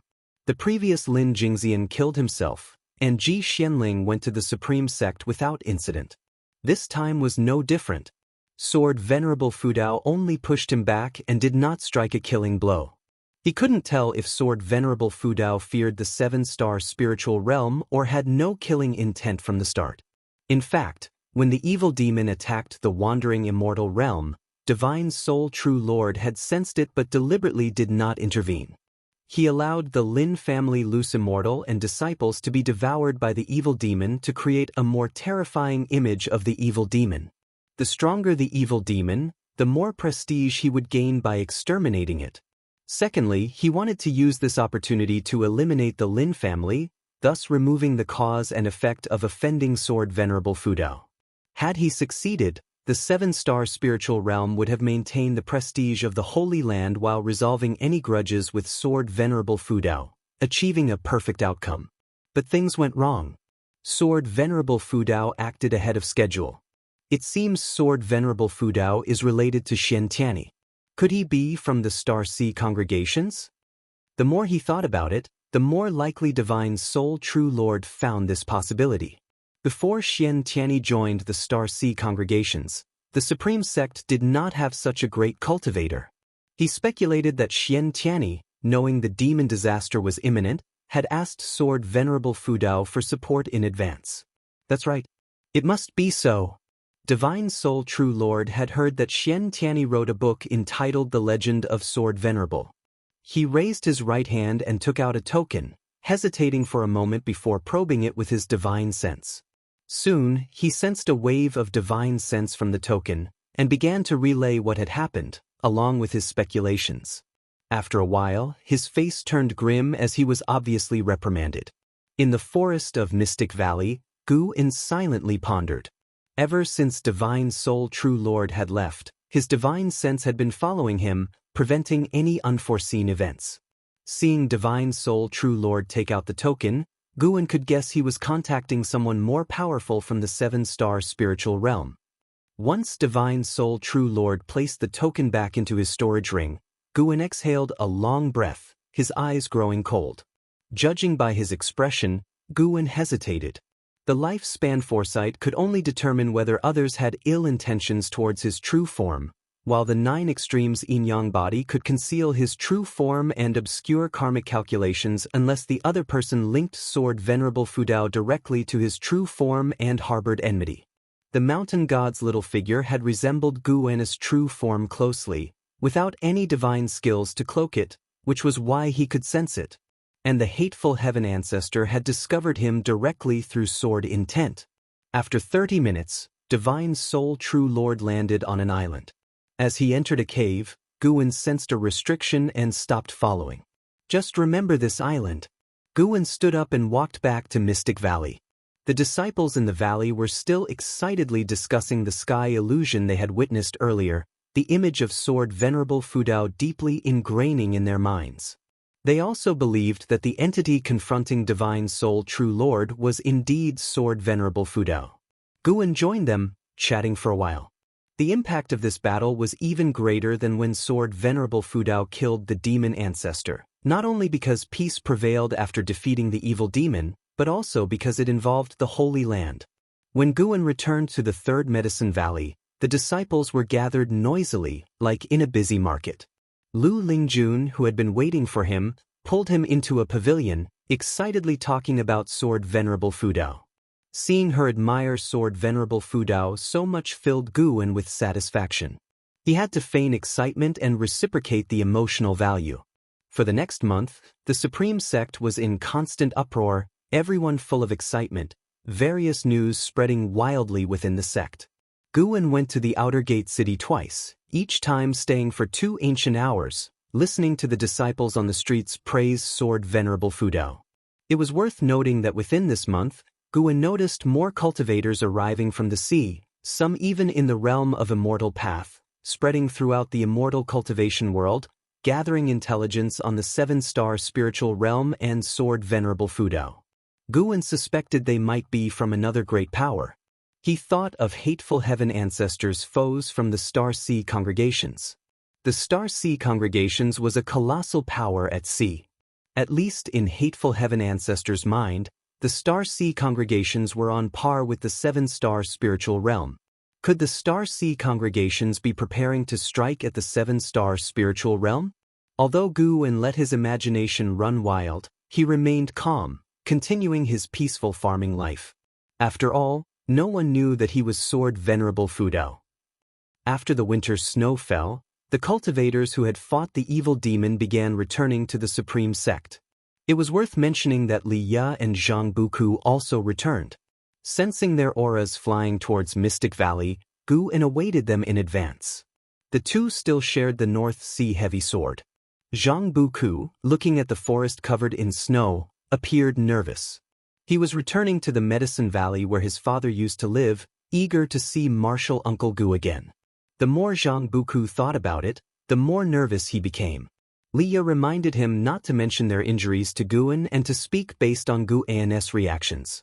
Zhang Buku felt helpless but could only agree. After a short while, Leah and Zhang Buku flew into Mystic Valley. Their arrival drew the attention of the servant disciples. "Senior brother Li." Lu Jiujia walked over excitedly, full of surprise. Of all those who had left Mystic Valley, who was the most formidable? Naturally, it was Leah. Despite losing miserably to Hao and missing the golden list because of it, Li Ya's strength had earned the Supreme Sect's recognition, making him Mystic Valley's pride. Leah looked at Lu Jiujia, knowing he was Guan's junior brother. He nodded slightly and said, "I am here to see your senior brother." Before Lu Jiujia could reply, a voice floated down from the pavilion. "Senior brother, Buku, come up." Hearing Guan's voice, Zhang Buku became excited. Leah glanced at him and then led him upstairs. Watching Leah's confident back, Lu Jiujia's eyes were full of envy. Leah lived the life he desired. Soon, Leah and Zhang Buku reached the upper floor and entered the room. Zhang Buku, seeing Guwen, became so excited that he knelt down immediately. Leah hurriedly closed the door in fright. If word got out about his closest brother kneeling to his junior brother, it would be a scandal. "What are you doing? Get up quickly." Guwen, sitting at the desk, said helplessly. Leah immediately pulled Zhang Buku up, glaring at him for losing face. Zhang Buku ignored Leah and looked at Guwen with a silly grin. Guwen gestured for them to sit and then got up to pour them tea. "Senior brother Li, how have you been these years?" Guwen asked warmly. Leah immediately started boasting about his encounters and his progress in cultivation. Throughout the conversation, Zhang Buku hesitated to speak. Guwen placed 2 cups of tea before them. Zhang Buku wanted to stand and bow, but Guwen stopped him with a look. Seeing Guan's one glance making Zhang Buku obedient, Leah felt a pang of jealousy amidst his storytelling. "By the way, junior brother Gu, when did you descend the mountain without telling me? If I had known you were visiting senior brother Zhang, I definitely would have gone too." Leah suddenly recalled, asking sternly. Guwen rolled his eyes at him and said, "At that time, Buku was still a minor. Could you have come with me? You were focused on proving yourself." Leah heard this and gave an embarrassed smile. His relationship with Zhang Chuanqiu was average. Even if he had free time, he wouldn't have gone unless Guwen insisted. Guwen turned to Zhang Buku and asked, "How has it been following senior brother Li? Any injuries?" Zhang Buku was about to speak when Leah interrupted. "How could you get injured following me? These years, we've been a great team, having everything we wanted, and our cultivation has advanced rapidly." Seeing this, Zhang Buku could only nod. Then Leah shifted the topic to Sword Venerable Fudao, instantly changing the subject. Zhang Buku, who admired Sword Venerable Fudao, couldn't stop talking. Guwen smiled at them, occasionally chiming in. Did Leah really take him for the primordial ancestor? The proud look on his face made Guwen want to laugh. As for Zhang Buku, although excited, he wasn't as exaggerated as Leah. Hearing Guwen praise Sword Venerable Fudao made Leah feel greatly satisfied. He wanted to tell Guwen that Sword Venerable Fudao was their Li family primordial ancestor. But recalling the primordial ancestor's instructions, he could only hold back. He hadn't encountered the primordial ancestor in a long time. What was the primordial ancestor doing? Was he busy teaching Hao? On the way back, Leah had communicated with Hao, and compared to Hao's progress, his achievements over the years were negligible. Once again he felt sour. The primordial ancestor favored Hao for his talent, but guided him out of blood and kinship. Guan didn't know what Li Yo was thinking but felt his mood suddenly drop. He didn't want to inquire and took the chance to focus on Zhang Buku, feeling slightly irritated by Li Ya's hogging of the conversation earlier. Bullying my nephew? I'm fine. Brother Li treats me well, really. One sentence from Zhang Buku caused Li Ya's blood pressure to soar. Guan, smirking, asked, Brother Li? Yes, we are sworn brothers, promising to live and die together. Zhang Buku said stoutly. He could help Li Ya hide some things, but not let him gain seniority. Li Ya's expression turned awkward. His gaze fell on the paper in front of Guan. Seizing the moment, he picked it up and asked abruptly, Junior brother Gu, what are you writing? Guan smiled and replied, a book called Journey to the West. Journey to the West? Never heard of it. Just started writing it. All right then, I wish you to become a famed writer like Panin. Li Ya skimmed a few lines before putting it back, mainly using it to divert the conversation. He didn't really care about Journey to the West. Zhu Beiji carrying his wife? What nonsense. This book seemed boring at first glance. Chapter 208 Hostility from the Divine Soul. True Lord. When Li Ya put down the paper, the conversation unconsciously turned back to Sword Venerable Fudao, as if they could talk about him endlessly.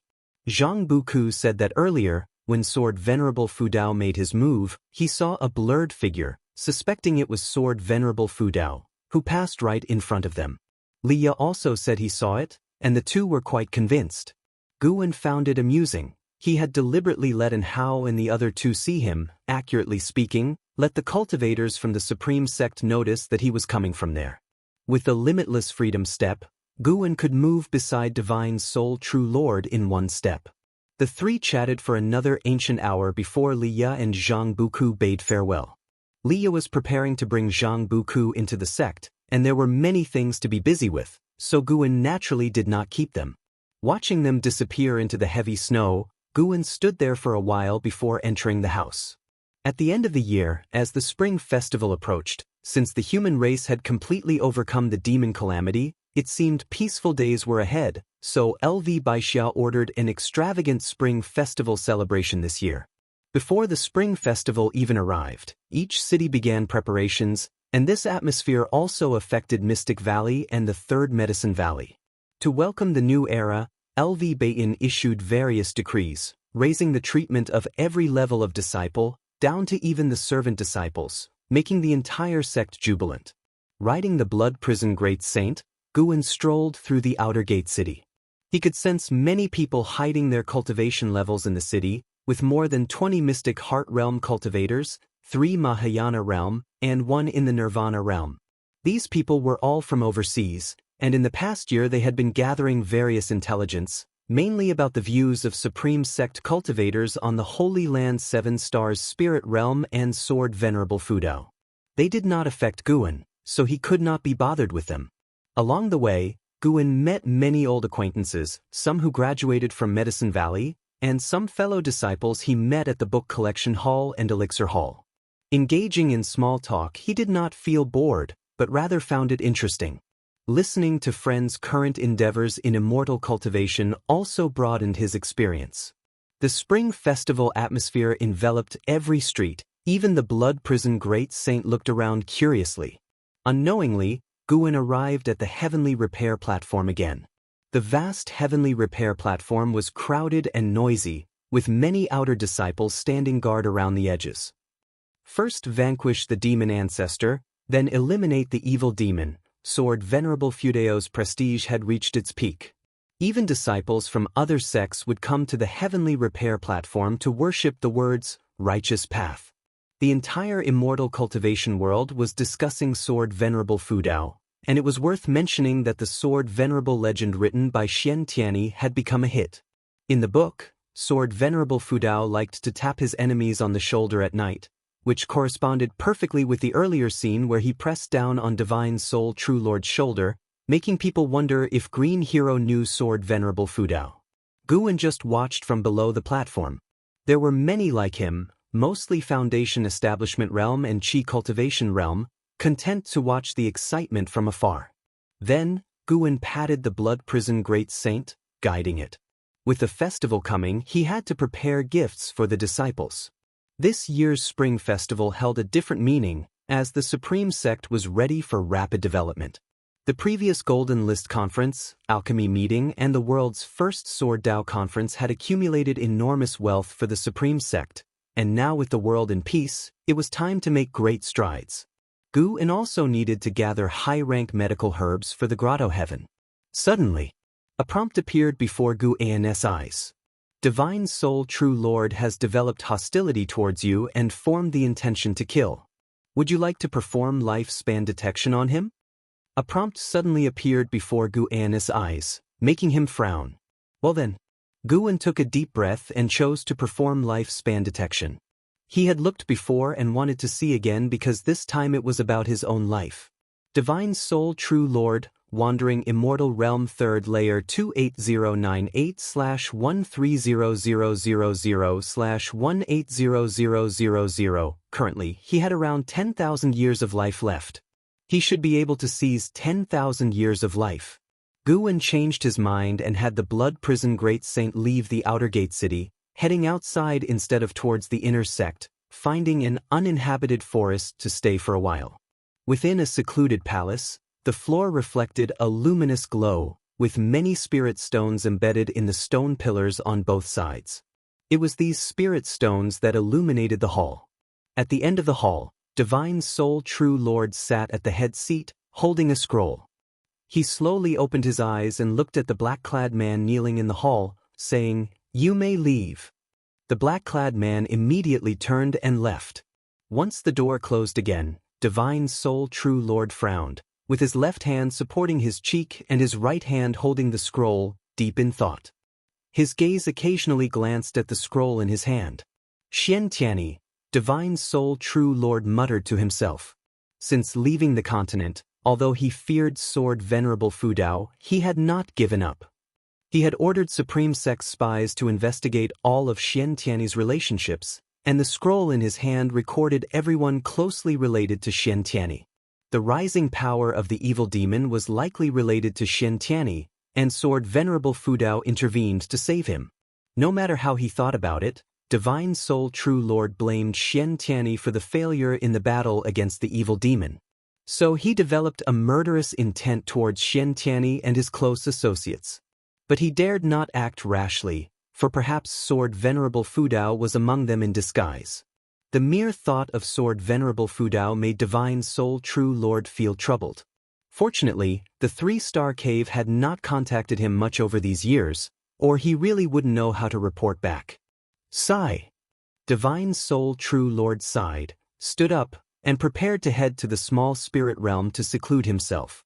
The 7-star spirit realm needed to maintain its image and avoid being discovered by nearby great powers. As the high-standing cave master, he only needed to issue orders and would not personally manage things. He took 2 steps forward, just about to descend the steps. A hand suddenly landed on his shoulder. Although it was just a light tap, his heart stopped. He couldn't forget the feeling of being tapped on the shoulder by Sword Venerable Fudao. Fear instinctively arose in his heart, and as he was about to speak, an overwhelming mana surged into his body, instantly turning his flesh into ashes, and even his primordial spirit vanished. The gap between the 9th layer of the Heaven and Earth Flying Immortal Realm and the 3rd layer of the Wandering Immortal Realm was immense. In front of Gu-en, Divine Soul True Lord was no different from an ant. The scroll in Divine Soul True Lord's hand also turned to ashes along with him. Gu-en, who had performed the 9 extremes yin-yang body technique, vanished as if he had never appeared. He quickly returned to the Supreme Sect, emerging from the bushes and walking towards the Blood Prison Great Saint. He had been out of the Blood Prison Great Saint's sight for less than 10 breaths. With its cultivation sealed, the Blood Prison Great Saint had no idea what he had done and immediately stood up after seeing him return. Gu-en hung the wildflowers he had casually picked on the Blood Prison Great Saint's horns and directed it towards Mystic Valley. The Blood Prison Great Saint did not think much and carried Gu-en away. At this moment, Gu-en appeared calm, but his heart was far from at peace. He looked again at the prompt. Killing Divine Soul True Lord had given him 10,500 years of life. The Wandering Immortal Realm was indeed formidable, no longer akin to weeds.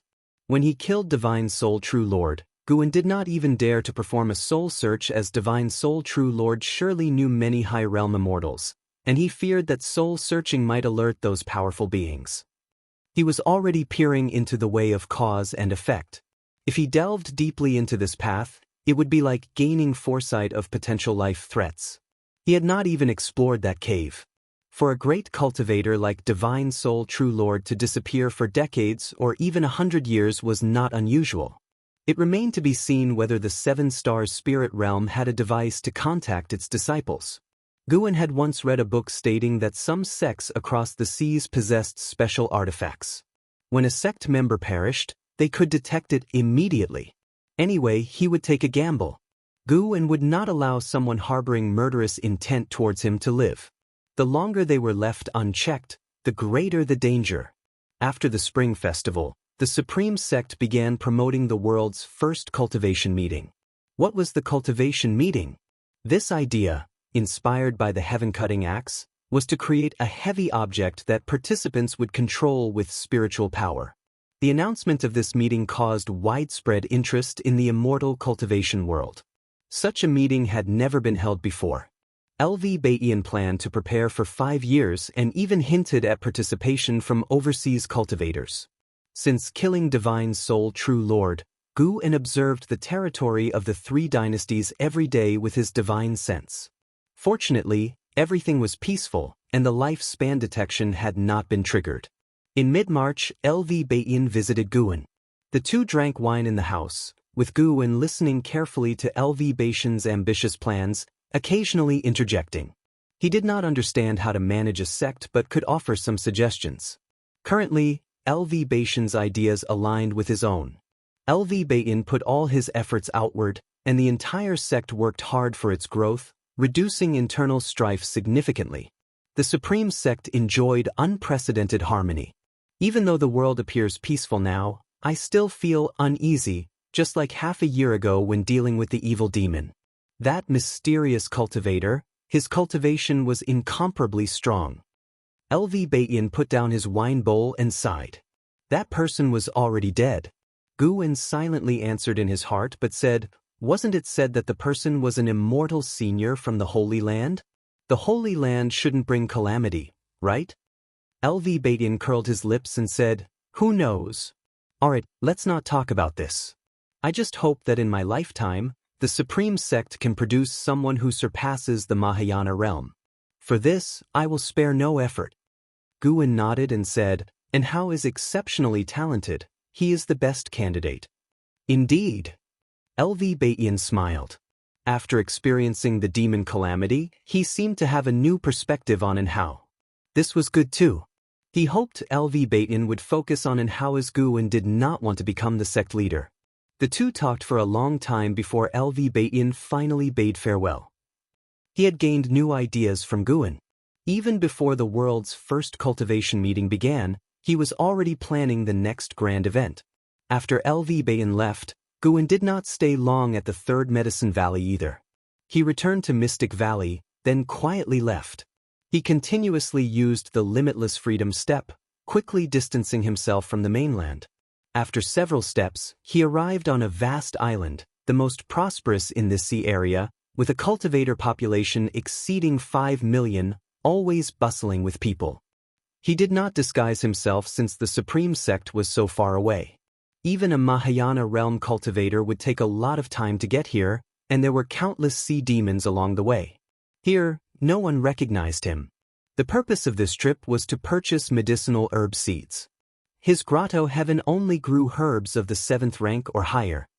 Chapter 209 Meng Lang, Loose Immortal Realm Level 6. Before coming, Guin had already observed with his divine sense that the strongest on the island was slightly stronger than a Divine Soul True Lord, but not by much. If there was a heaven and earth flying immortal, he would not have dared to come. If there was a heaven and earth flying immortal, then there could be an even higher realm. If the strongest on the surface was only a wandering immortal, there should not be a more terrifying existence hidden in the shadows. Even if there was, as long as Guin did not cause trouble, nothing should happen. He went to the Sea Protection Mansion in the city, intending to conduct a transaction and register for an identity token, which would allow him to enter and exit the various buildings. This was information he had gathered with his divine sense earlier. The Sea Protection Mansion was very large, with many cultivators coming and going, covering an area of 100 miles. As soon as Guwen entered, a servant greeted him. "Senior, may I ask what you are here for?" "To register for an identity token." "All right, let me take you there." "This way, please." The servant's demeanor was very respectful and enthusiastic. Guwen followed him. There were many servants like him. Although their attire was not luxurious, it was clean and respectful. From the color of their clothes, their status in the Sea Protection Mansion could be judged. The clothes of this servant were the most common. After asking Guwen if he was a newcomer, the servant began to introduce the Sea Protection Mansion and the island to him. This island was called Immortal Seeking Island, a famous neutral island in the ocean. Transactions could be conducted here safely. If something went wrong, the island master would ensure justice. Moreover, connections could be made with great sects such as the Star Sea Congregations, Seven Stars Spirit Realm, and Deep Sea Spirit Palace. When introducing the background of Immortal Seeking Island, the servant was not arrogant, remaining humble, which Guwen found impeccable. When Guwen asked for his name, the servant was flattered and quickly introduced himself. Actually, even without his introduction, Guwen already knew, but it was necessary to go through the formalities. Hu Xiaojian, Nascent Soul Realm, Second Layer 480/860/2200, a lifespan of this extent could make him a genius in the Supreme Sect, but on Immortal Seeking Island he could only serve as a servant. Guwen sighed inwardly. "By the way, Senior, have you reached the Immortal Path Realm? If so, I can guide you to obtain a high-rank identity token, which comes with various benefits." Hu Xiaojian asked cautiously. He could tell from Guwen's extraordinary bearing, though not overbearing, that Guwen was likely a great cultivator who had returned to simplicity. Guwen responded affirmatively, making Hu Xiaojian even more excited. After the time it takes for an incense stick to burn, under Hu Xiaojian's guidance, Guwen arrived at a large hall where most of the cultivators coming and going were in the Mahayana realm or Nirvana realm. The Nirvana realm cultivators were likely outsiders like Guwen, while the Mahayana realm cultivators belonged to the Sea Protection Mansion. As for loose immortals, they were rare to encounter. Hu Xiaojian approached an elderly man and explained Guwen's intention. The elder immediately stood up and led the two to a side hall. Chu Feng, Nirvana realm, 5th layer 3860/15000/17000. Guwen silently noted this information, then followed Chu Feng. Chu Feng took a white jade token, uninscribed, from a redwood cabinet, handed it to Guwen, and said, "Inject your mana into this, then silently recite your name to register." Guwen took the white jade token, adjusted his cultivation level, and injected his mana. After a few breaths, he raised the identity token to show Chu Feng. "Meng Lang, Loose Immortal Realm, 6th layer." Chu Feng read aloud, then quickly raised his hand in salute, respectfully addressing him as senior. Hu Xiaojian was even more excited, also saluting. Guwen put away the identity token and casually asked, "I heard there are many benefits to a high-rank identity token?" Chu Feng nodded and respectfully introduced the benefits of a high-rank identity token. Tax transaction discounts, permanent cave residence, allocation of 5 servants, and more. Guwen was very pleased with what he heard and ultimately decided to have Hu Xiaojian lead the way, making Hu Xiaojian feel flattered while Chu Feng smiled and encouraged Hu Xiaojian. Thus, Guwen began his procurement journey on Immortal Seeking Island. First, he had to exchange for spirit stones. It was worth mentioning that on Immortal Seeking Island, the basic currency was a top-grade spirit stone. Low-grade and mid-grade spirit stones were not allowed here. Low-rank cultivators did not even have the qualification to enter the island, a harsh reality. But on second thought, who below the nascent soul realm could cross the ocean to reach Immortal Seeking Island? Immortal Seeking Island was surrounded by millions of miles of sea, with no other islands around. As for the mainland, it was even farther away. To Hu Xiaojian, the 7-star spirit realm was a distant power. He had heard most about the Star Sea Congregations, the overlords of the ocean. In the evening, Guwen returned to Mystic Valley. Purchasing medicinal herbs took time, not a one-time deal. However, Immortal Seeking Island had plenty of high-rank medicinal herbs, even offering 9th-rank medicinal herbs, enough to meet Guwen's needs. It was said that every few decades, immortal path spirit trees might even be auctioned on Immortal Seeking Island. After greeting the disciples in the valley, he went upstairs. Once the procurement was done, it would be time to publish Journey to the West. Today's trip to Immortal Seeking Island had put Guwen in a good mood. Using the name Meng Lang was a way to commemorate an old friend. He was not worried about being recognized. Most people who knew Guwen would never reach Immortal Seeking Island in their lifetimes. As for geniuses like Xianxia and Hao, without advancing to the Immortal Path realm, they would find it difficult to come. If Xianxia had connections with the Star Sea congregations, he might have the chance to go to Immortal Seeking Island, but he had never heard of Meng Lang. Guwen thought that many years later, if he met Xianxia overseas, Xianxia's expression would be interesting. Speaking of Xianxia, that guy was still recovering from his injuries in the Supreme Sect. Who knows when he would recover his strength? Guwen set aside these thoughts and focused on writing. A month later, having just turned 98, Guwen came to Nianchu Cave. He found Tian Yaoer and brought her into his grotto heaven, then took out a large number of medicinal herb seeds and handed them to her for planting. Looking at the multitude of seeds, Tian Yaoer's eyes widened, her breath quickening. How long will this take to plant? Guwen had spent all his wealth, yet only a quarter of it was used.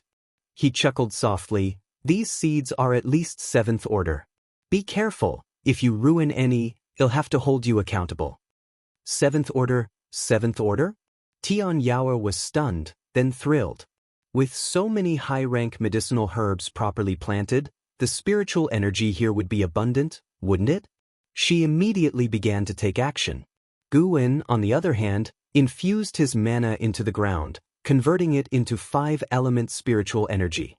Relying solely on the grotto heaven to absorb Earth's spirit energy was too slow. Fortunately, the Heaven and Earth primordial skill documented a sorcery on how to convert mana into spiritual energy. Busy days awaited. Time flew by, and the immortal cultivation world welcomed a period of peace. In the blink of an eye, 2 years had passed.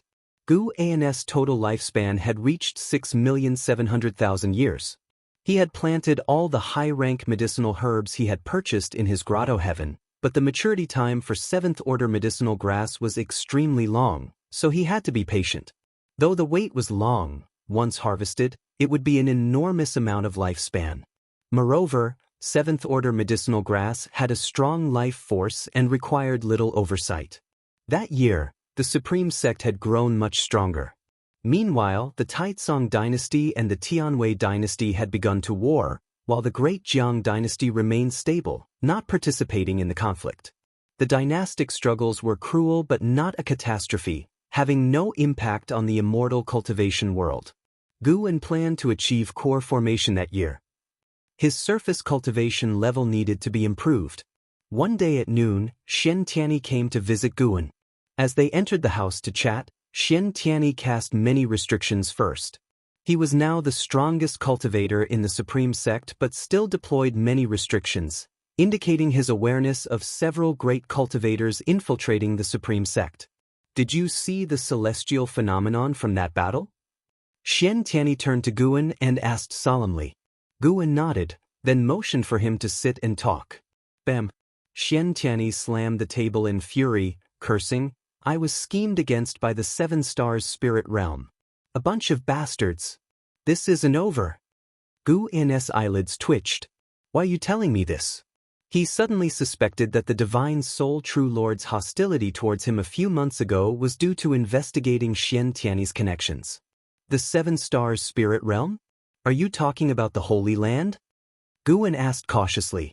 Xianxia sat down, took a deep breath, and said, Yes, I was thrown into the evil demon's sealing ground by cultivators from the 7 Stars spirit realm. If not for Sword Venerable Fudeo's intervention, they would have wanted to eliminate me completely. How hateful! Divine Soul True Lord, just you wait. Guwen said worriedly, the Holy Land is powerful. You mustn't be reckless. Even the entire Supreme Sect wouldn't be enough. Xianxia looked at him and snorted, I know that, but am not just a disciple of the Supreme Sect. Am also a disciple of the Star Sea congregations. My peers have already infiltrated the Supreme Sect. I'm planning to head south and inform my master about this. The Star Sea congregations and the Seven Stars Spirit Realm both follow the righteous path and do not harm the common people. I will ensure the Seven Stars Spirit Realm doesn't have it easy. How bold. You have a backer, and you didn't say so earlier? Forcing me to take risks? Guwen complained inwardly, feeling helpless. Xianxia, seeing through his thoughts, said with a hint of regret, After all, it is the Seven Stars Spirit Realm. Without a legitimate reason, the Star Sea congregations would not act. I don't have that kind of influence, but if I had evidence, it would be different. Anyway, the Seven Stars Spirit Realm won't have a good time coming.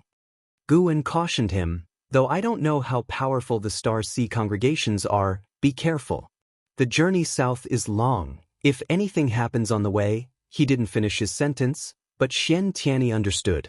No worries. I will be accompanied by other disciples of the Star Sea congregations, and there will be Immortal Path seniors overseeing from abroad. The Seven Stars Spirit Realm won't dare to act rashly. Xianxia reassured him. Guwen felt relieved. Xianxia then said, You focus on your cultivation. Someday, it'll take you into the Star Sea congregations. You might gain immortal destiny. Guwen shook his head. Forget it. The ocean is a place for the high and mighty. As a mere mortal, I'll stay in the Supreme Sect. I don't want to be a burden. Xianxia tried to persuade him further but was diverted by Guwen, who asked him when he would return. Xianxia said it depended on the situation, ranging from a few years to several decades. But he would definitely return, as his next goal was to help develop the Supreme Sect. Although he was angry, he saw this as an opportunity. If the Star Sea congregations pressured the Seven Stars Spirit Realm, the Supreme Sect could develop. Even though he now belonged to the Star Sea congregations, he wanted to help the Supreme Sect. In any case, he believed that no matter how the Supreme Sect developed, it could never catch up to the Star Sea congregations. Chapter 210. Journey to the West emerges. Shocking the world, Guwen chatted with Xianxia for a full 2 ancient hours. Before leaving, Guwen even gave him half a set of Journey to the West. So many years had passed, he had already written Journey to the West, but he wanted to release it later and kept refining his calligraphy, so he had rewritten Journey to the West many times. The reason for giving Xianxia only half was because he was afraid Xianxia might leak it. Always leave some suspense. After Xianxia left, Guwen followed downstairs and rode the Blood Prison Great Saint to the Mystic Valley. Yilan was waiting for him in the pavilion. He dismounted from the Blood Prison Great Saint's back and leisurely went upstairs. When the two met, they exchanged pleasantries. Over the past year, Yilan had been very busy and could only come to see him during the Spring Festival. Senior brother, you are turning 100 this year. How about a celebration? Yilan asked with a smile. Guwen shook his head and said, Why would a cultivator celebrate a big birthday? No need, I don't like trouble. Yilan nodded and didn't press further. She just mentioned it casually. After all, 100 years was an important milestone. They started chatting. Yilan didn't have any special reason to see Guwen, she just missed him. They talked about everything from the Supreme Sect to the Immortal Cultivation world, and even about the common folk. Most of the time, Yilan did the talking and Guwen chimed in. A long time passed. Guwen was concerned about her primordial reincarnation skill. Yilan said that she practiced it daily. Although her cultivation level hadn't increased, she could feel the accumulation of the primordial reincarnation skill. Guwen took out a large number of prepared supreme-grade elixirs for her, telling her to take them promptly. In 20 years, she would need to unseal the primordial reincarnation skill. By then, it was unknown how much her maximum lifespan would increase. Faced with Guwen's gifts and arrangements, Yilan did not refuse and instead showed a happy smile. Seeing her smile, Guwen couldn't help but shiver. Junior sister, don't misunderstand, I will always be your senior brother, Guwen said seriously. Yilan nodded with a smile. She stood up, walked to Guwen's side, and placed her hands on his shoulders. It had always been him who patted others' shoulders. Only his junior sister could pat his. Well, she was his junior sister after all. Sit down, no hands on.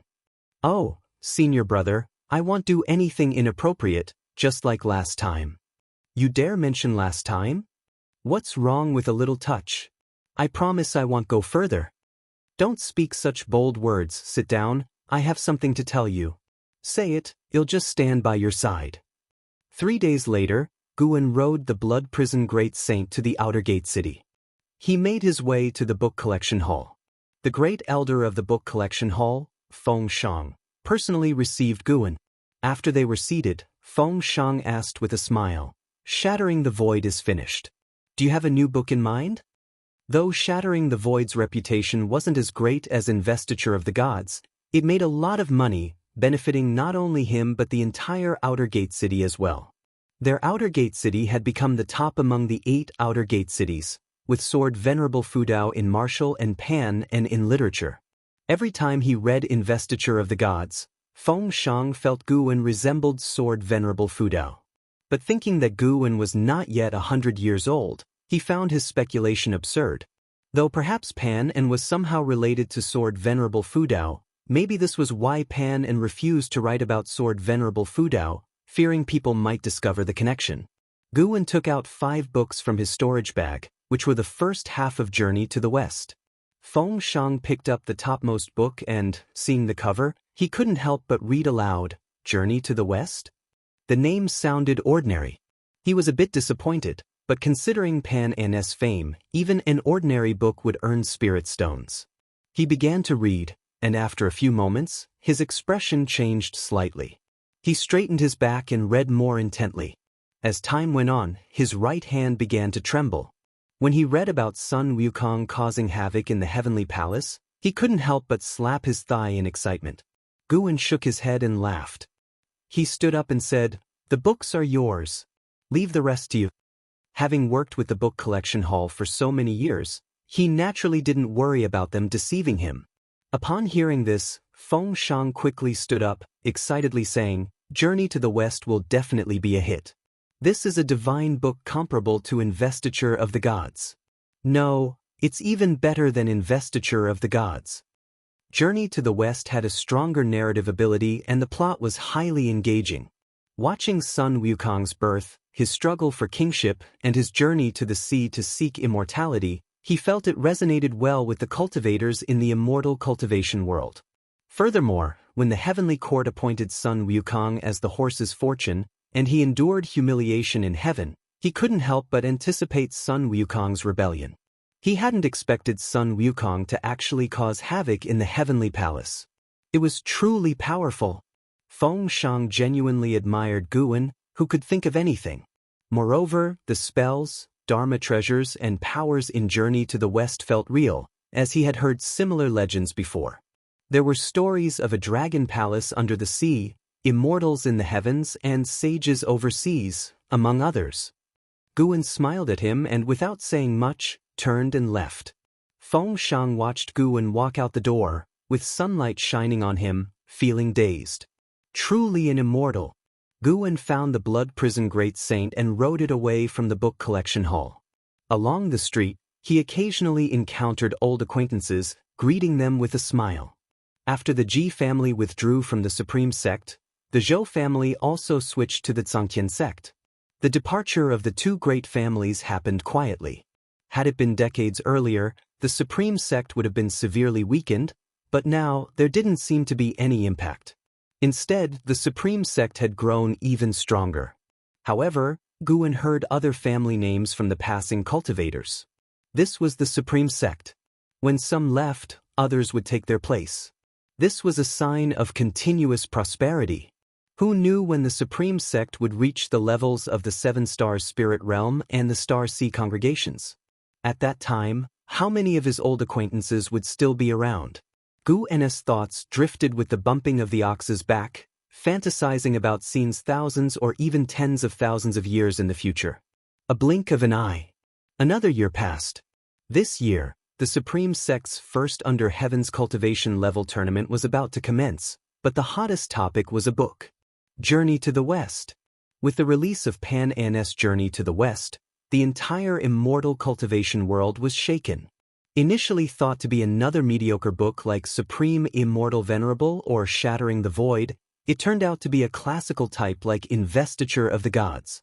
Great Sage equaling Heaven's Son Wukong became the most popular name in the Three Dynasties Immortal Cultivation world.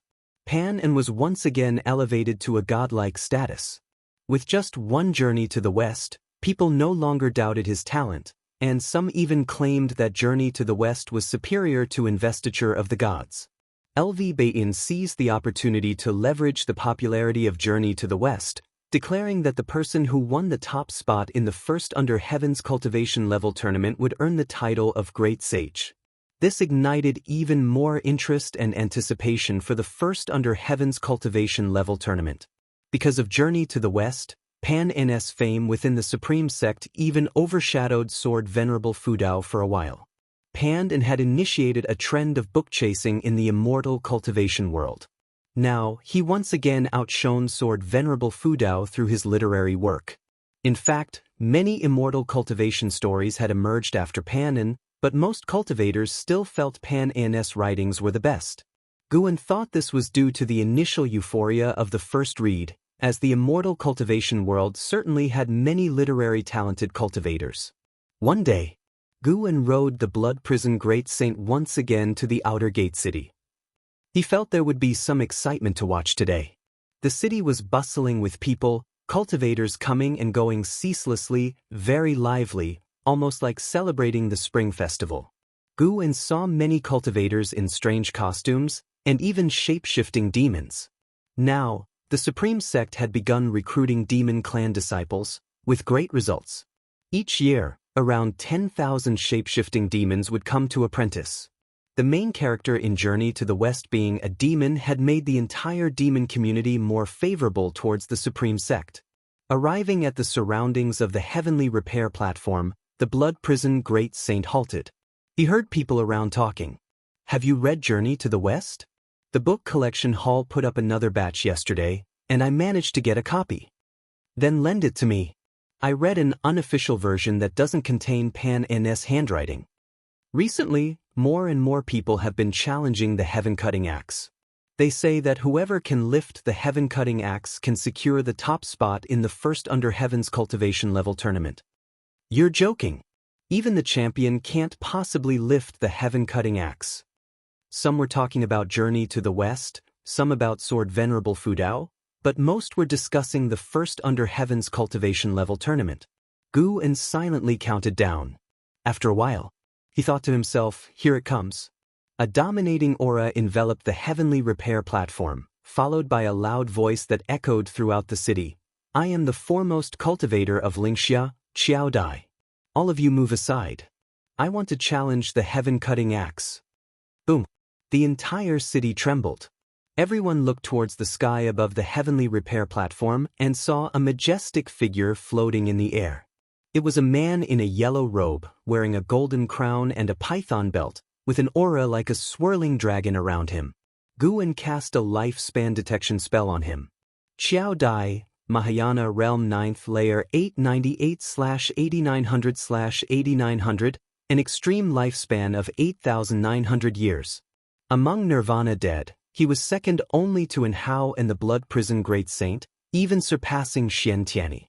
Guan could feel that this person contained chi blood beyond the Mahayana realm. Of course, it was only beyond. Reaching the Nirvana realm was impossible. The weakest in the Nirvana realm was stronger than the strongest in the Mahayana realm. This was the barrier between the mortal and the immortal. People around the heaven-cutting axe gave way, and Xiao Dai descended.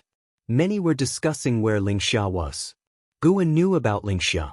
It was the dynasty in the far north of the continent, created by the Seven Stars Spirit Realm. Everyone in that dynasty was a descendant of the Seven Stars Spirit Realm cultivators. But the territories of the three dynasties hadn't interacted with Xianxia yet. Zuijin stood beside the heaven-cutting axe, eyeing Xiao Dai. Xiao Dai exuded an emperor's aura, and with each step, a dragon's roar accompanied him, which made Zuijin secretly marvel. When he reached the heaven-cutting axe, Xiao Dai didn't try to lift it immediately. Instead, he looked at Zuijin and said, "Move away, so you don't get hurt." Zuijin was instantly infuriated, crumpling the journey to the west in his hand. An elder in the unification realm appeared out of thin air and said, "Listen to him, everyone back off." Upon hearing this, Zuijin reluctantly retreated. The cultivators meditating around the righteous words also got up, including Xia. Ji Hantian appeared among the crowd, watching Xiao Dai with solemn eyes. The Ji family had close ties with the Seven-Star Spirit Realm, and he had met Xiao Dai in the Seven-Star Spirit Realm. At that time, he was still young, and Xiao Dai was already the most famous genius in the Seven-Star Spirit Realm. Though most of the Ji family had joined the Seven-Star Spirit Realm, Ji Hantian had a strong aversion to it, which made him dislike Xiao Dai. He couldn't help but say, "Without immortal path cultivation, don't dream of challenging." Chapter 2:11 The unfathomable Gu and Xiao Dai ignored Ji Hantian's provocation and fixed his gaze on the heaven-cutting axe. Everyone looked at him. Over the years, there were countless cultivators who came to challenge the heaven-cutting axe, but few had such a commanding presence like him. The #1 cultivator in Xianxia, it sounded quite intimidating. Though Xiao Dai appeared calm, in fact, he was very nervous inside. In recent years, Sword Venerable Fudeo's prestige was incredibly strong, spreading widely even within the spirit realm. Xiao Dai knew he could not possibly be a match for Sword Venerable Fudao, but since the heaven-cutting axe was merely a treasure left behind by Sword Venerable Fudao, he still had confidence in lifting it. He raised his right hand and gripped the handle of the axe. At the moment he grasped it, he felt an unprecedented heaviness. His brows furrowed, and he immediately began to exert force. Rumble! The heavenly repair platform quaked, and everyone watched him nervously.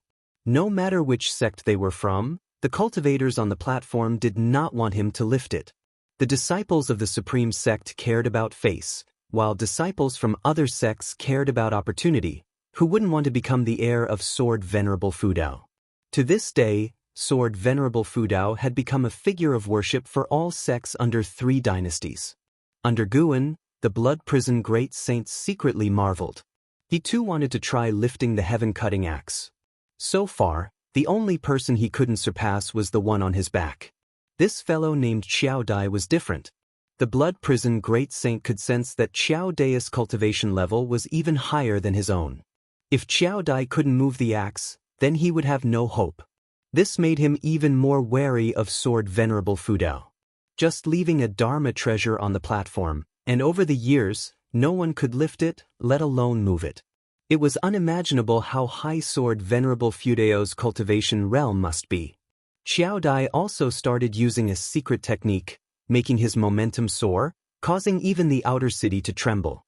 More and more figures appeared on the heavenly repair platform, all high-ranking members of the Supreme Sect. They looked at Xiao Dai with eyes full of fear. But as they watched, the great cultivators of the Supreme Sect began to smile. The momentum was terrifying, but it was useless. If it couldn't be lifted, it just couldn't be lifted. Zuijin watched Xiao Dai's contorted face with silent glee. Let him be arrogant. With such limited skills, he dared to challenge the heaven-cutting axe? In the end, Xiao Dai did not become like Shen Tianyi or Ji Shenling. He only attempted for a few breaths before his momentum suddenly receded. He stood straight, withdrew his right hand and said, "As expected of Sword Venerable Fudao, I, Xiao Dai, admit defeat." His voice echoed throughout the city, resonating endlessly. Even though his words were boastful, many people wanted to ask who he was, having never heard of him before. But recalling Xiao Dai's earlier momentum, no one dared offend him. Not daring to offend Xiao Dai, they all praised Sword Venerable Fudao instead. Suddenly, the heavenly repair platform became lively, and everyone started discussing the strength of Sword Venerable Fudao. Xiao Dai looked at Ji Hantian and snorted, "Where is your sect leader? I want to meet him." Ji Hantian nodded, then motioned for Xiao Dai to follow. The two quickly left the outer city.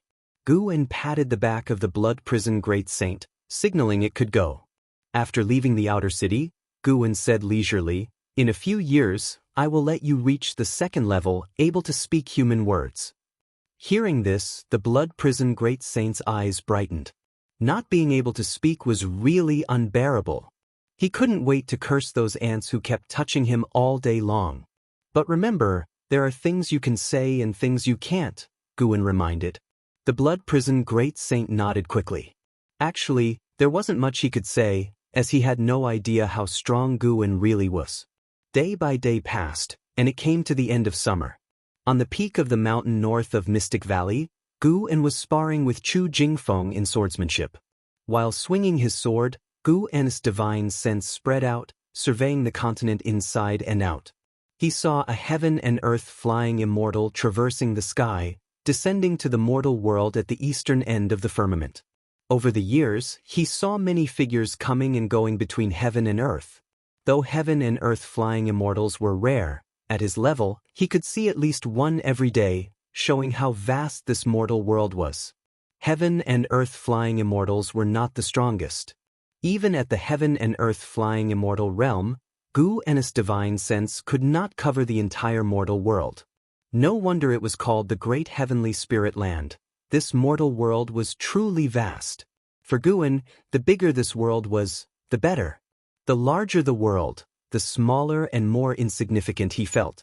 After a while, Guin sensed a vast aura erupting from the eastern direction, far from the continent, even farther than Immortal Seeking Island. But that aura made his heart tremble. It was very powerful. It didn't seem like the aura of a living being's cultivation, but rather some kind of supreme treasure. Could it be that someone from beyond the heavens came for this mysterious supreme treasure? It seemed highly possible to Guin. At this moment, Chu Jingfeng sheathed his sword, gasping, "I'm exhausted, can't match you." He looked at Guin with a complex expression. Every time he felt his swordsmanship had improved significantly, he would spar with Guin. Each time, it seemed he was about to win, but the result was always defeat. The two competed in swordsmanship without using spiritual power, purely relying on qi. Of course, if he couldn't defeat Guin before his qi was depleted, it meant his swordsmanship wasn't superior to Guin's. Guin smiled. "Just a little more, you are much stronger than before." Chu Jingfeng wiped the sweat off his forehead and stared at Guin, asking, "Do you mean you are also improving, or have you been holding back?" He increasingly felt that Guin was unfathomable. Initially, he was merely grateful to Guin, but now he felt Guin was either a peerless genius or a high-level cultivator hiding his cultivation. He thought back to the years when the demon of greed caused chaos. The demon of greed had perished in Guin's house, but to this day, no one discovered who had saved Guin. Could it be Guin himself? Guin laughed. "Hey, I'm at the 9th level of the Foundation Establishment realm, about to reach core formation. Isn't it normal to beat you? Don't forget, I'm ranked 500th on the golden list."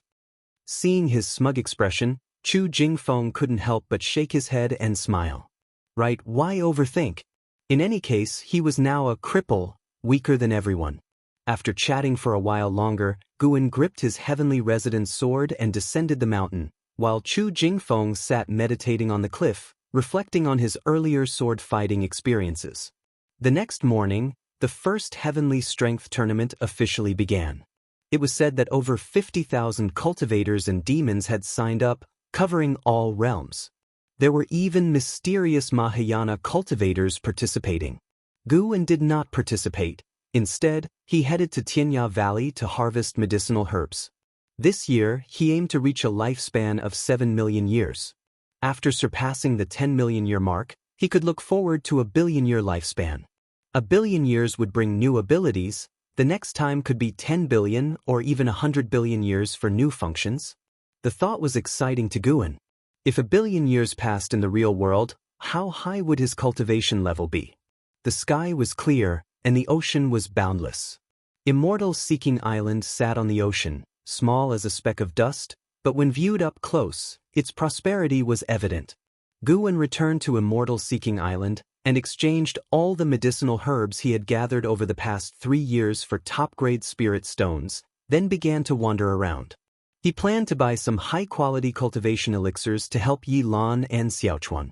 As for others, he wouldn't go out of his way to help them. Enjoying the elixirs he personally refined was good enough. Hu Xiaojian continued to lead the way for Guan, full of enthusiasm. By the way, Senior, several months ago, a conflict broke out between the Star Sea congregations and the Seven Stars Spirit Realm. Have you heard about it? Hu Xiaojian asked suddenly, his expression excited. Guan answered, I've been secluded in training, unaware of this. Why did they clash? Hu Xiaojian lowered his voice. It said that a disciple of the Star Sea congregations was killed by the Seven Stars Spirit Realm, so a group of Star Sea congregation cultivators attacked islands affiliated with the Seven Stars Spirit Realm. They fought for 3 days and nights. Many say the Star Sea congregations and Seven Stars Spirit Realm are going to war. They have been at peace for 50,000 years, who knows if it's true. If these two top forces go to war, this ocean will be far from peaceful. Guan first thought of Xianxia. Was Xianxia's capability so great? On second thought, yes, a Mahayana cultivator of several hundred years was rare. Even on the ocean, he would be a top-tier talent. On Immortal Seeking Island, Guan had only seen a few. The two continued chatting as they moved forward. An hour later, Guan had spent all his spirit stones, reaping abundant rewards. Spending on his junior brothers and sisters, he felt no regret, even if they were destined to die. He was willing to help them live a few hundred or thousand years longer. After dismissing Hu Xiaojian, Guan began to wander Immortal Seeking Island on his own. Immortal Seeking Island was large, with numerous cities. Cultivators, demons, and spirit beasts were everywhere, making the streets very lively. Suddenly, someone brushed past Guan due to the person's peculiar attire. Guan subconsciously threw a lifespan detection. Nine-Finger Divine Lord, second layer of Traveling Immortal Realm 170800/19000/800000. 17,000 years? Was this 80,000-year maximum lifespan serious? Guan was intrigued. The person's apparent cultivation was only at the Mahayana realm. Even as a 9th-level heaven and earth flying immortal realm great cultivator, Guan couldn't see through his true cultivation level, indicating this man's greatness. Of course, it was also possible that this person was not a wandering immortal, but had his cultivation level fall due to some reason. Guan thought the latter was more likely. He didn't turn back and continued forward. However, the Nine-Finger Divine Lord stopped. He wore a black outfit like a wanderer. His clothes were not fancy, somewhat old, with a bamboo hat and a large wooden box on his back. He looked back, frowning under his hat, eyes filled with confusion. Was it a misperception? The Nine-Finger Divine Lord felt someone watching him earlier but saw no one when he looked back. The strongest on the street was just a loose immortal. He retracted his gaze and continued on his way. 30 minutes later, he arrived at a residence and met a man in a purple robe in the courtyard. "Senior, please have a seat," the purple-robed man said with a smile, respectfully. The Nine-Finger Divine Lord sat down, placing the large wooden box beside him. He calmly asked, "What business do you have with me?" The purple-robed man sat, waved his right hand, and a purple light barrier rose around the courtyard, then quickly disappeared. He looked at the Nine-Finger Divine Lord and whispered, "Senior, I have a lead on the Immortal Path Supreme Treasure you sought before. It is somewhat troublesome. It involves the Seven Stars Spirit Realm. Do you dare to venture there?" Chapter 212 Strange Aura. After brushing past the Nine-Finger Divine Lord, Guan quickly left Immortal Seeking Island. Although the Nine-Finger Divine Lord couldn't threaten him at the moment, his age of 170,000 years made Guan reluctant to associate with him. Guan had no need to make connections with great powers. He just wanted to avoid trouble. After returning to the Supreme Sect, he went to watch the first Cultivation Conference every few days and found it quite interesting. The Supreme Sect created different treasures according to different realms, and it was said that the materials were brought from overseas by Xianxia. The heaviest was a Mahayana realm treasure, heavier than a mountain. Because of this, the Supreme Sect also specially opened a venue and set up layers of restrictions to prevent the ground from collapsing. Since there was no combat, the first Cultivation Conference didn't last as long as previous events. In less than half a month, Xiao Dai won the first place and was conferred the title of Great Sage of the Heavenly Peak by the Supreme Sect. Afterwards, Xiao Dai announced his decision to join the Supreme Sect and become an elder, which took Guan by surprise. What is the Seven Stars Spirit Realm up to? Sending a Mahayana realm cultivator to the Supreme Sect for no reason? Or are they planting a pawn? Guan didn't ask LV Baitin. Even if Xiao Dai had bad intentions, he wasn't afraid. It only took one move to kill the Divine Soul True Lord, and it would be the same for Xiao Dai. However, after autumn arrived, Xianxia brought Xiao Dai to find Guan, who happened to be in, so he received them in his building. Xiao Dai sat at the table, looked around the environment and asked, "Are you Panin?" Guan, carrying a cup of tea to the table, responded, "I am Pan and may I ask what business you have with me, senior?" The Ji family had switched allegiance to the Seven Stars Spirit Realm, and now Xianxia brought Xiao Dai to find him, which made him think deeply. "Sit down and talk," Xianxia said with a warm smile, even taking the initiative to pour tea for the two of them. Guan sat down and looked at Xiao Dai. Xiao Dai scrutinized him with an oppressive gaze. "What do you think of the Holy Land, Seven Stars Spirit Realm?" Xiao Dai asked. Guan was stunned and replied, "The Seven Stars Spirit Realm is called a holy land. Naturally, I respect it. Why do you ask me this?" Xiao Dai said, "Is Master Beauty from the Oblique Moon 3 Stars Cave in your writing meant to pay homage to the Seven Stars Spirit Realm?" Master Beauty was the teacher of Sun Wukong, the protagonist of Journey to the West. Ever since Journey to the West became a hit, Master Beauty was often mentioned. Some even firmly believed that the Oblique Moon 3 Stars Cave, the Spirit Platform, and Square Inch Hill truly existed. Guan nodded. Since the Ji family had turned to the Seven Stars Spirit Realm, and Xiao Dai came from the Seven Stars Spirit Realm, Guan naturally had to go along with their thoughts. If these two still had doubts about him, he could only have Sword Venerable Fudao take action. Seeing Guan nod, Xiao Dai didn't seem pleased. Instead, he frowned and said, "Actually, the Seven Stars Spirit Realm is not as good as you think." Upon hearing this, Guan looked at him in amazement. What does this mean? Could it be that Xiao Dai harbored enmity toward the Seven Stars Spirit Realm? Xianxia chimed in. The previous great calamity of demons is related to the Seven Stars Spirit Realm. We sought you out because we feared you esteemed the Seven Stars Spirit Realm too much, and there are some things we need to tell you. Without waiting for Guan to respond, Xianxia explained the origins of the demon ancestor and evil demon, leaving Guan dumbfounded. Guan actually knew this long ago but had to act surprised while contemplating their intentions. After Xianxia finished, Xiao Dai said, "The actions of the Seven Stars Spirit Realm disgust me deeply.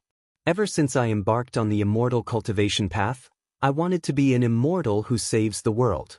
That was also why I chose to join the Seven Stars Spirit Realm. But a friend of mine exposed the crimes of the Seven Stars Spirit Realm. He came from the Lin family, whose ancestor was slain by Sword Venerable Fudao after attacking the Supreme Sect. Later, during the siege of the evil demon, the Lin family suffered heavy losses. Taking advantage of this, their adversaries within the Seven Stars Spirit Realm sought to exterminate them. Before fleeing, my friend left me a letter exposing the general misdeeds committed by the high-ups of the 6 Stars Cave against the Lin family. It took me years to fully accept these facts." Guan felt a sigh of lament at hearing that the Lin family had been abandoned by the Seven Stars Spirit Realm. Of course, the Lin family's annihilation was not undeserved, just infighting among dogs. Guan furrowed his brow and said, "I am merely a minor cultivator in the Foundation Establishment realm. Why are you telling me this? I cannot help you. Don't think of using Pan Ennis' name to expose the Holy Land. I cannot afford to provoke them." Xianxia smiled. "Rest assured, we are not that reckless. The Seven Stars Spirit Realm is currently too powerful, and even the combined forces of the 3 dynasties can't shake it. We just hope you won't exalt the Seven Stars Spirit Realm in your books in the future." Xiao Dai nodded and said, "Exactly. Your influence is truly great.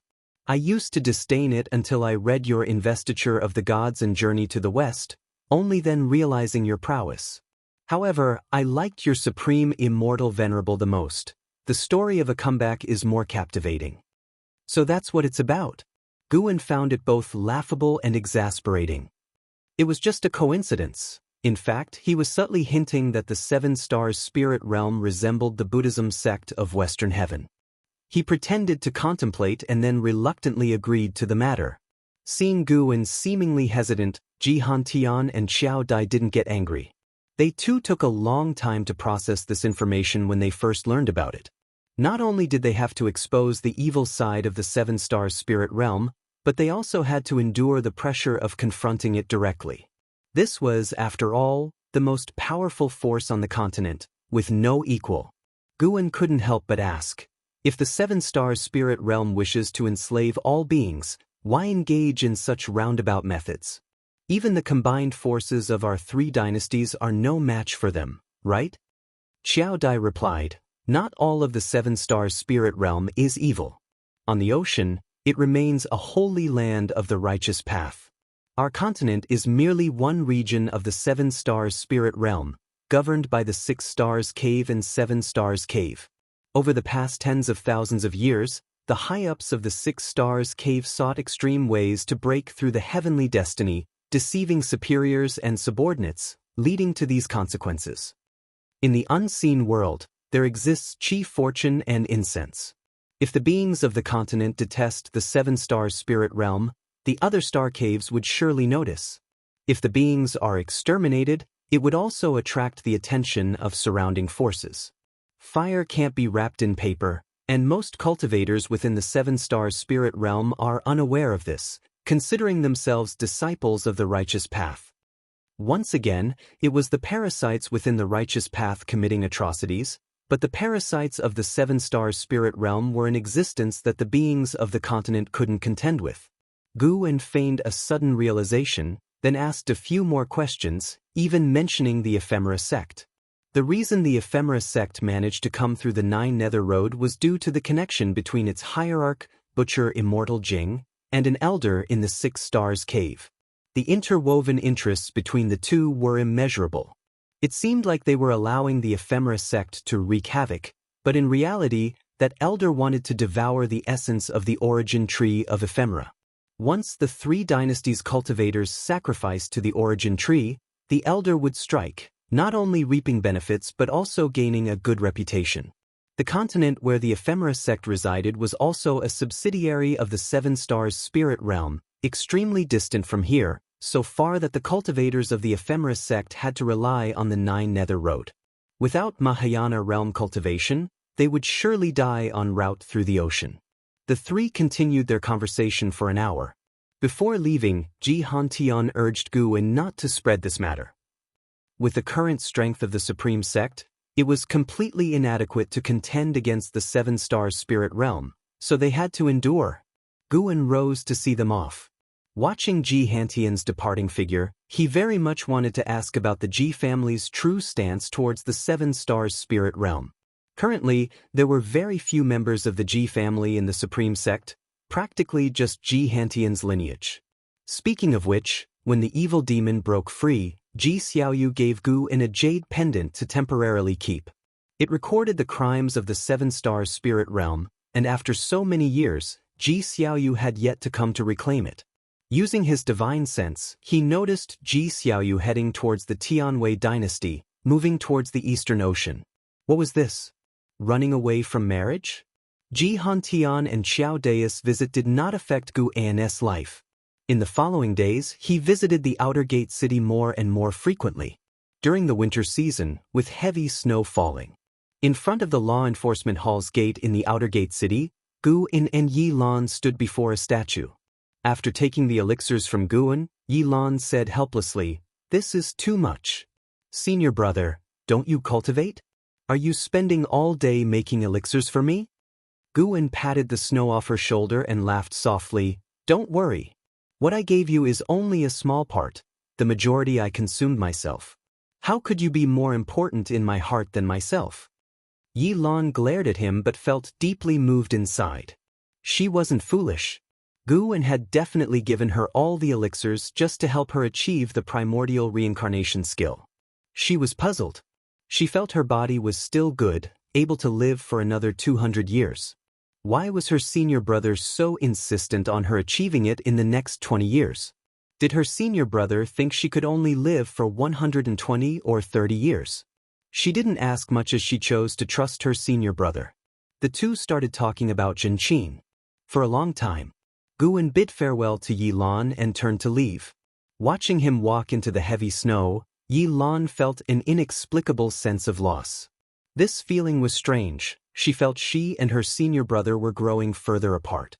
After leaving the law enforcement hall, Guwen began wandering the streets. Although the winter snow was heavy, some streets remained bustling.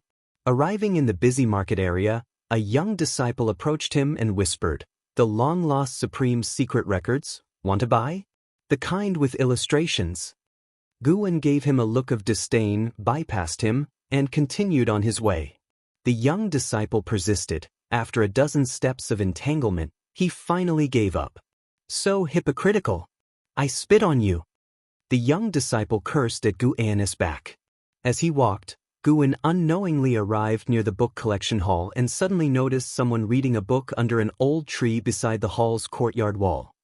Reading Journey to the West, no less.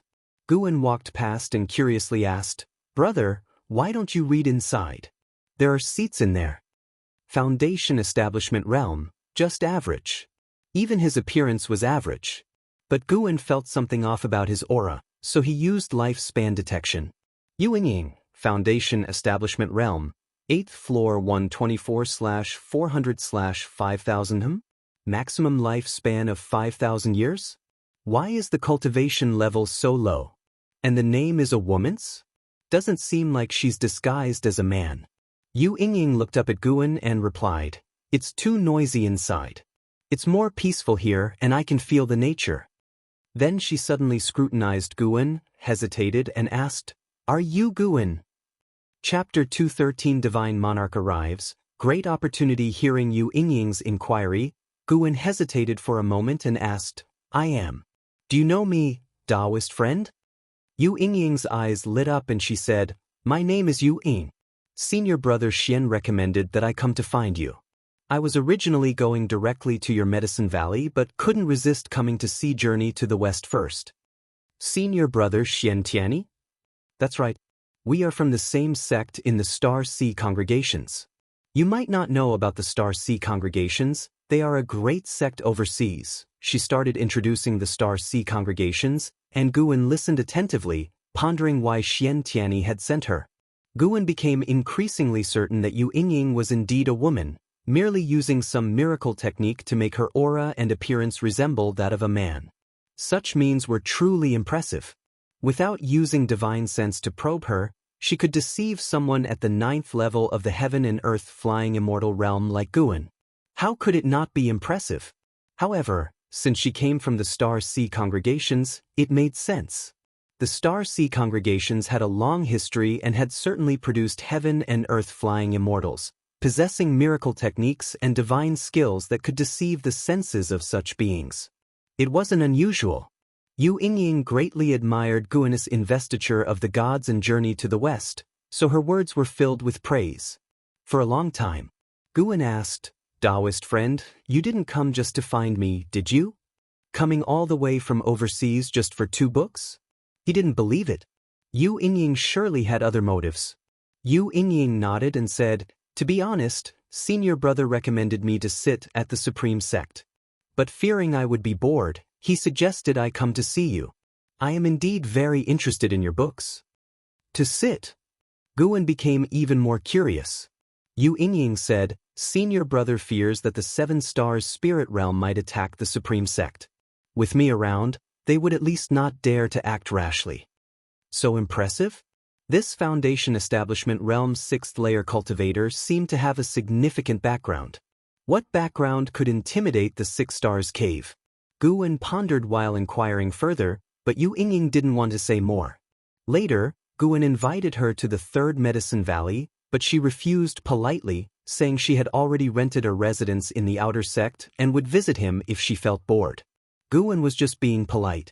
Since she refused, he naturally wouldn't insist. Yu Yingying suddenly waved her sleeve, transforming into a slender woman in blue clothes, with fair skin and a beautiful face. Her eyes carried a playful and mischievous spirit. Her long hair reached her calves, the ends tied with a red scarf. Guwen wasn't too stunned. Yu Yingying was indeed beautiful, but the most beautiful ones he had seen were Tian Yaoer and Ji Xiaoyu. The two women were equally matched in appearance, with different temperaments, making it hard to judge. Remember, this is my true appearance. Yu Yingying winked at Guwen, then waved her sleeve again, turning back into the ordinary male image from before. Guwen feigned a shocked expression, greatly satisfying Yu Yingying's vanity. After leaving her residence address, she turned and left. After she had gone far, Guwen finally smiled. Hopefully, this woman could truly become the trump card of the Supreme Sect. 5 years swiftly passed by. During these 5 years, the Supreme Sect encountered no major troubles and developed steadily. Guwen's life continued as usual, moving between different medicine valleys and visiting the Immortal Seeking Island about once a year. He also successfully formed a core and officially became a core formation realm disciple, causing quite a stir in the Third Medicine Valley. In the evening, Guwen rode on the Blood Prison Great Saint back to Mystic Valley. He spoke, "From today onwards, your cultivation level will be at the 2nd layer." As he finished speaking, he released a bit of the returning primordial spirit path from within the Blood Prison Great Saint, restoring its cultivation level to the 2nd layer, akin to the Foundation Establishment realm. The Blood Prison Great Saint felt the spiritual power within its body surge, filled with excitement. It wanted to let out a loud roar but restrained itself. "Thank you, Master," the Blood Prison Great Saint said respectfully, its voice somewhat hoarse. It had been holding back for too long. Guwen, sitting on its back, continued to offer instructions, which the beast listened to intently, fearing to offend Guwen in the future. Once Guwen finished, he placed his hand on the ox head of the Blood Prison Great Saint, imparting the primordial reincarnation skill to it.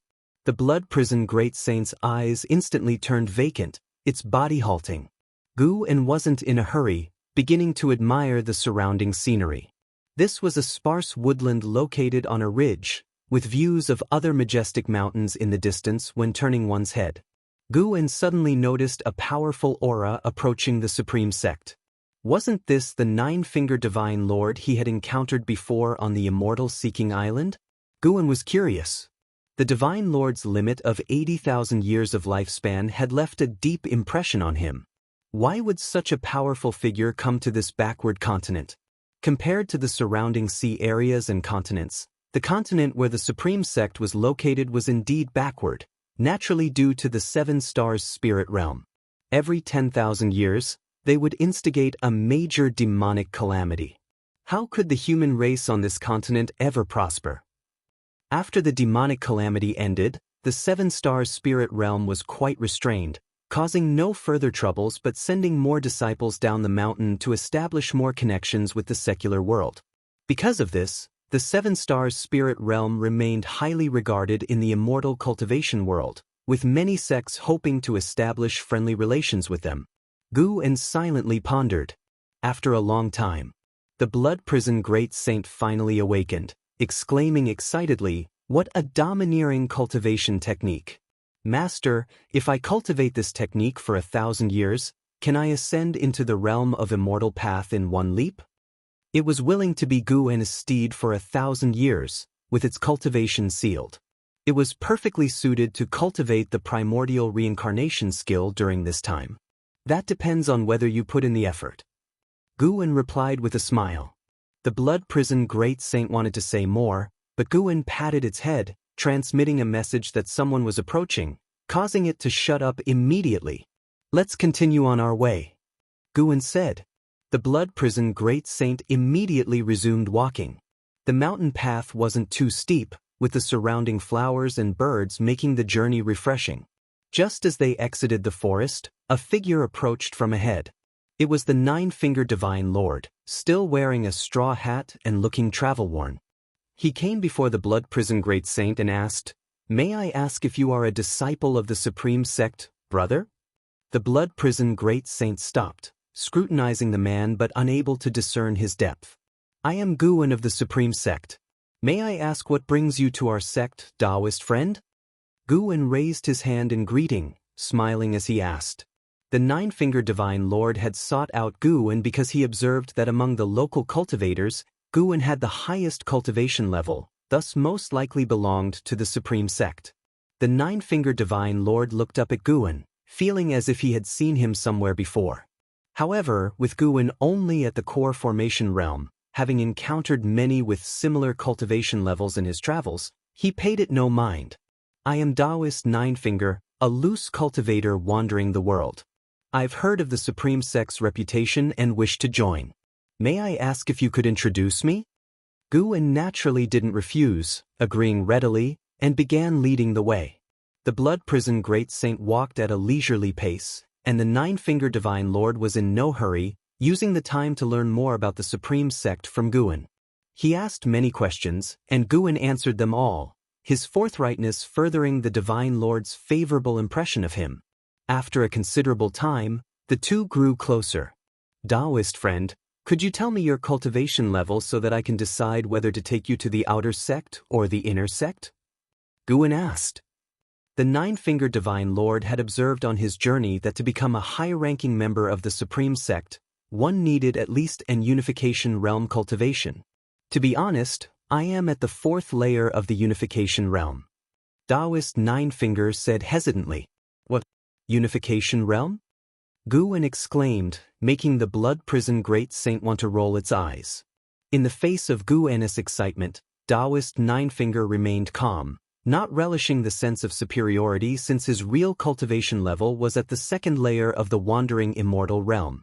Energy cultivation, foundation establishment, core formation, nascent soul, divinity transformation, void crossing unification, mystic heart, Mahayana, nirvana, loose immortal, wandering immortal. Pretending to be at a lower realm, he was 4 major realms higher than Guwen.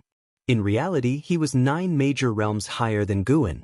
Along the way, Guwen's curiosity grew, but his words didn't come across as obsequious, earning more respect from Taoist Ninefinger. As evening approached, they arrived at Mystic Valley. Guwen invited Taoist Ninefinger to stay for the night, to which the latter had no objection.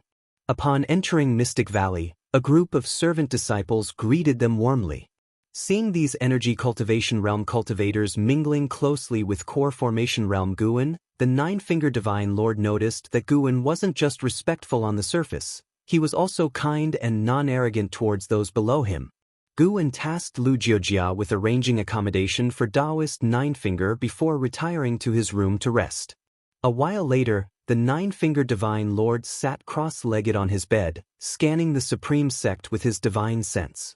The strongest cultivator in the Supreme Sect was only at the Mahayana realm, posing no threat to him and offering little of interest. He even discovered the existence of the 8 scenic caves but paid it no mind. Everyone had secrets. Guwen having a hidden cave was nothing notable, and the herbs within the 8 scenic caves did not attract him. Deep into the night, on the mountaintop, Chu Jingfeng sat meditating, absorbing energy. What cultivation technique are you practicing? The Nine-Fingered Divine Lord's voice suddenly came, startling Chu Jingfeng, who turned to look. An hour ago, he had seen the Nine-Fingered Divine Lord, who was addressed as senior by Guwen. He quickly stood up, greeting him, a technique for absorbing energy, not worth mentioning. The Nine-Fingered Divine Lord scrutinized him and said, "Your natural talents are decent. It's a pity you haven't laid a solid foundation. The technique you're practicing can improve your aptitude, but its effects are limited." Hearing this, Chu Jingfeng felt both relieved and somewhat uncomfortable. Daring to belittle the Taoist expansion skill? The Nine-Fingered Divine Lord continued, "I can help you rebuild your foundation and restore your cultivation. Will you become my named disciple?" Chu Jingfeng hesitated and asked, "May I know the senior's identity?" The Nine-Fingered Divine Lord's eyes flashed with appreciation. "I am a loose cultivator from overseas. I met your Valley Master. Tomorrow I will join the Supreme Sect. I am in Unification Realm Cultivator. According to your Valley Master, becoming an elder shouldn't be difficult." Unification Realm Cultivator. Chu Jingfeng was stunned. To him, Unification Realm cultivators were exalted, unapproachable beings. He gritted his teeth and said, I need to discuss this with the Valley Master. He took me in when I was in distress. I can't just leave. Haha, talk to him tomorrow then. The Nine-Fingered Divine Lord laughed, then turned and left. This foolish boy didn't realize he had encountered a great fortune. Chapter 214 Immortal Path Supreme Treasure. The next morning, Nine-Fingered Divine Lord brought Chu Jingfeng to find Guwen and expressed his intention to take him as a disciple. Guwen was pleasantly surprised and hastily had Chu Jingfeng express his gratitude to Nine-Fingered Divine Lord. This gesture deeply moved Chu Jingfeng. Upon hearing that Nine-Fingered Divine Lord could help him restore his cultivation level, he felt tempted. However, given all that Guwen had done for him over the years, he felt torn and unsure of how to decide. Nine-Fingered Divine Lord also held Guwen in higher regard. He could see that Guwen was genuinely happy for Chu Jingfeng. This was indeed true. Although Guwen was powerful, in terms of knowledge and experience, he certainly couldn't match the 17,000-year-old Nine-Fingered Divine Lord. If the Divine Lord sincerely cared for Chu Jingfeng, it would be a turning point in Chu Jingfeng's life. Subsequently, Guwen directly instructed Chu Jingfeng to acknowledge Nine-Fingered Divine Lord as his master, making the atmosphere very harmonious. An hour later, they used the teleportation array to reach the third Medicine Valley and then flew to the inner sect city. Nine-Fingered Divine Lord had long known of the third Medicine Valley but had not expected it to belong to Guwen as well. It wasn't until noon that Guwen returned alone to the third Medicine Valley, while Nine-Fingered Divine Lord and Chu Jingfeng prepared to stay in the inner sect city. Though the true intentions of Nine-Fingered Divine Lord remained unclear, the addition of a wandering immortal was a good thing for the Supreme Sect. If Nine-Fingered Divine Lord caused trouble, Guwen could always intervene. Is the fortune of the Supreme Sect rising? Guwen sat in his chair, silently pondering. First, Xianxia summoned Yu Yingying of the Star Sea congregations, then Qiao Dai of the Seven Stars Spirit Realm came to surrender, and now a mysterious wandering immortal had arrived. This fortune made Guwen marvel. He didn't overthink it and began to practice alchemy. In the dead of night, Guwen arrived at Heavenly Phoenix Mountain. He first visited his own grotto heaven and then made his way along the tunnel to Nianchu Cave. The two cat demons had grown up. Though they had not yet shapeshifted, they now appeared as large as leopards, lying prone on the ground, seemingly napping but actually absorbing nature's spiritual energy. Tian Yaoer heard Guwen's footsteps and immediately stepped out of the house, appearing before Guwen as if teleporting. She was about to throw herself into his arms when he pressed her forehead with his finger, stopping her from moving forward. You are a bit slow, not fast enough. Guwen was referring to Tian Yaoer's limitless freedom step. Tian Yaoer pouted and asked, Master, did you go to your grotto heaven first? Yes, Guwen responded, then walked past her. The medicinal herbs in the grotto heaven were all at least 7th rank, taking much longer to mature compared to low-rank medical herbs, so he couldn't harvest them yet. However, once he could harvest them, he would surely gain a large amount of lifespan at once. Even without relying on the grotto heaven, Guwen could now accrue nearly 300,000 years of lifespan each year.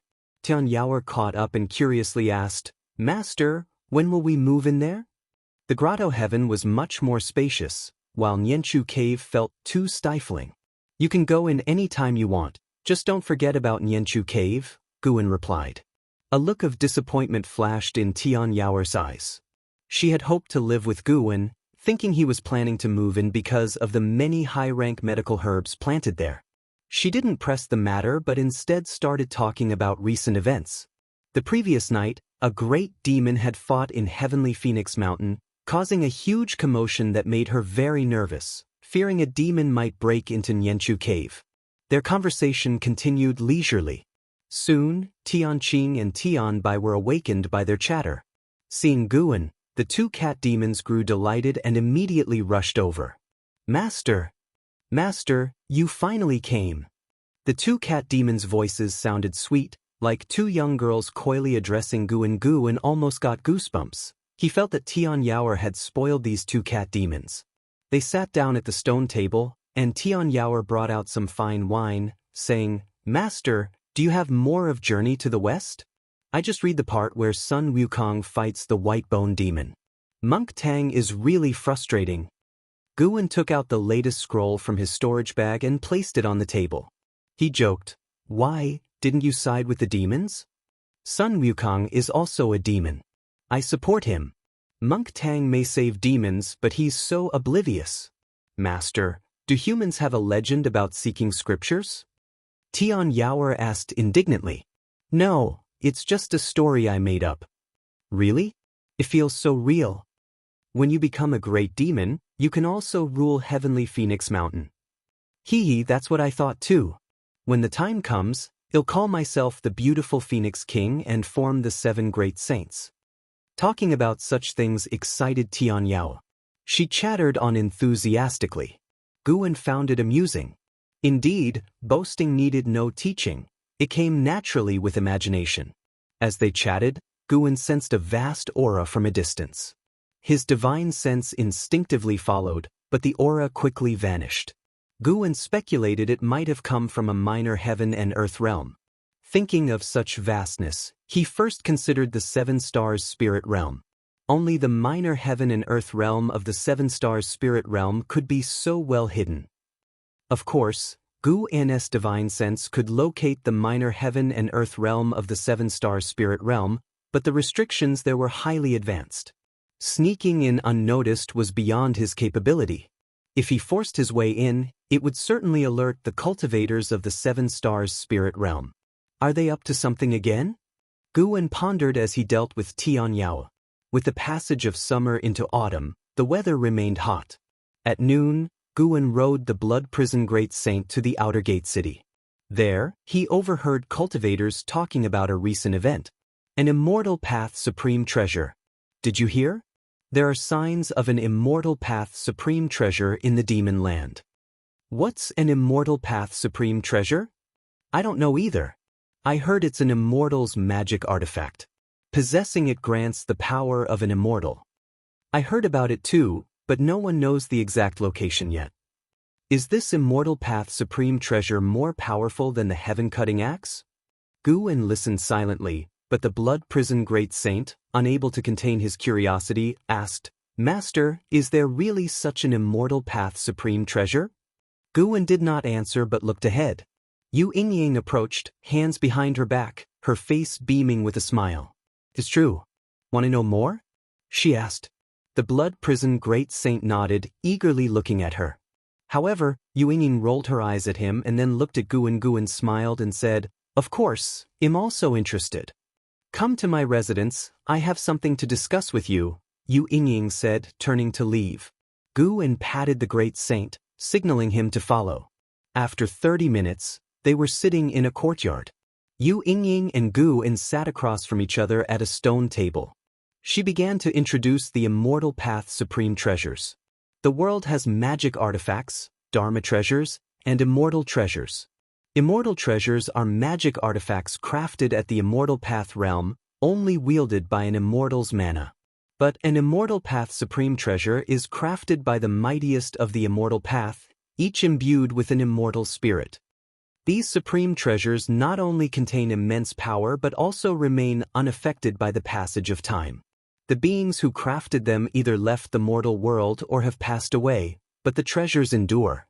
The Star Sea congregations possess one such supreme treasure, the Star Sea Primordial Unity Banner, which is their church treasure. The Holy Land, the 7 Stars Spirit Realm, also has an Immortal Path Supreme Treasure, the 7 Stars Mirror, which is likewise their church treasure. Recently, it is said that the 7 Stars Spirit Realm discovered another fake immortal treasure, and the entire ocean is competing for it. I hadn't expected the news to spread so widely that even the low-level cultivators of the Supreme Sect would hear of it. Guan, curious, asked, "What is a fake immortal treasure?" Yu Yingying explained, "It is a damaged Immortal Path Supreme Treasure where the immortal spirit is dormant. Though still possessing great power, it pales in comparison to a complete supreme treasure." Guan suddenly suspected that Nine-Finger Divine Lord had come to the Supreme Sect for this fake immortal treasure. Normally not engaged in combat, Guan wasn't particularly interested in Immortal Path Supreme Treasures. He placed more trust in his own mana. Yu Yingying continued to describe other Immortal Path Supreme treasures, each a legendary artifact, claiming that those who obtained them could achieve the Immortal Path, boasting extravagantly. The Blood Prison Great Saint lay nearby, listening intently with a look of longing in his eyes. As Guwen listened, he spread his divine sense over the continent, noticing that from all directions, cultivators and demons were arriving from overseas, including several beings at the Immortal Path realm. He identified 3 wandering immortals and over a dozen Nirvana realm beings making their way here. Within the continent, he detected the presence of more than 20 wandering immortals, spread out in different areas, all seeking Immortal Path Supreme treasures. Some were even near the minor heaven and earth realm of the 7 Stars Spirit realm, plotting how to infiltrate. Notably, Guwen saw that in Hao, Liya, and Zhang Buku were also roaming the demon clan's territory. And Hao was fighting a great demon of the divinity transformation realm alone. After talking about Immortal Path Supreme treasures, let's discuss Journey to the West, shall we? Yu Yingying suddenly said, her eyes glowing as she looked at Guwen. She usually loved reading all kinds of miscellaneous books, especially stories, which was why she got along well with Xianxia. Ever since Xianxia gave her investiture of the gods, she had been fascinated by Pan and, "What do you want to discuss?" Guwen asked. Yu Yingying immediately asked a series of questions, such as whether investiture of the gods and Journey to the West were connected, how many years apart they were, and on which continent the stories took place. She was even curious about how Guwen came up with these 2 remarkable books. Guwen answered her questions one by one. As for the source of his inspiration, he mentioned meeting 2 Taoists before, one named Su Zhonglin, who told him the story of investiture of the gods, and another named Wu Chenjian, who told him the story of Journey to the West. Yu Yingying did not doubt him and became even more curious about these 2 Taoists. She believed that with Gu An's cultivation level, he did not seem to possess such extensive knowledge but simply had literary talent. The Blood Prison Great Saint listened curiously. He knew Guwen wrote books but did not know the details. Only when Yu Yingying mentioned the Bull Demon King did he become interested. Guwen had given him the name of the Bull Demon King. Had his master written a book for him? Who was Sun Wukong? Could it be the monkey in Tianya Valley? Thinking of those 3 monkeys, the Blood Prison Great Saint felt angry. Those 3 always stealthily pulled his fur, and he couldn't catch them. 2 hours passed like this. Yu Yingying brought tea and snacks, indicating she had no intention of letting Guwen leave. In the few years since arriving at the Supreme Sect, she hadn't sought out Guwen because she was busy reading. She had read through all the books in the book collection hall, a determination that impressed even Guwen. At that moment, a high-pitched dragon's roar echoed from the sky. Yu Yingying's face changed, and she murmured, "Dragon-slaying spear Qi Jiuxiao." Chapter 215, 700,000 years lifespan limit. Dragon-slaying spear Qi Jiuxiao? Dragon-slaying? How arrogant! The Blood Prison Great Saint heard Yu Yingying's words and couldn't help but show a curious expression. He looked up to the south and saw a golden glow appearing in the sky, becoming more and more spectacular, as if the sky was changing color. Guwen also turned his head to look. In fact, he had already seen the figure of the approaching person. Nirvana Realm 9 layers. The golden light gradually enveloped the sky above the Supreme Sect. More and more people flew up, looking into the distance. Dragon roars echoed continuously, growing louder, indicating that the person was getting closer. Soon, a 1,000-foot-long 5-clawed golden dragon flew from the horizon. Its majestic and imposing figure shook the outer gate city. Guwen saw that in the dragon's head was a long spear, entirely golden, with a golden dragon coiled around the shaft, its mouth spitting out the spear blade, exuding dominance. That was a very extraordinary Dharma treasure. Perhaps it was the immortal treasure that Yu Yingying mentioned. This golden dragon was condensed from the immortal treasure and was not a true dragon. Standing on the dragon's head was a man wearing a gold-patterned white robe, a red belt around his waist. His shoulders were broad, his posture upright. His aura couldn't be concealed. His face was handsome, his long hair coiled under a crown, with 2 strands of black hair hanging in front of his ears, fluttering in the wind. Qi Jiuxiao stood high above, looking down at the Supreme Sect, a smirk on his lips, and his gaze arrogant. Gu N's gaze locked onto him, throwing a life-span detection at him.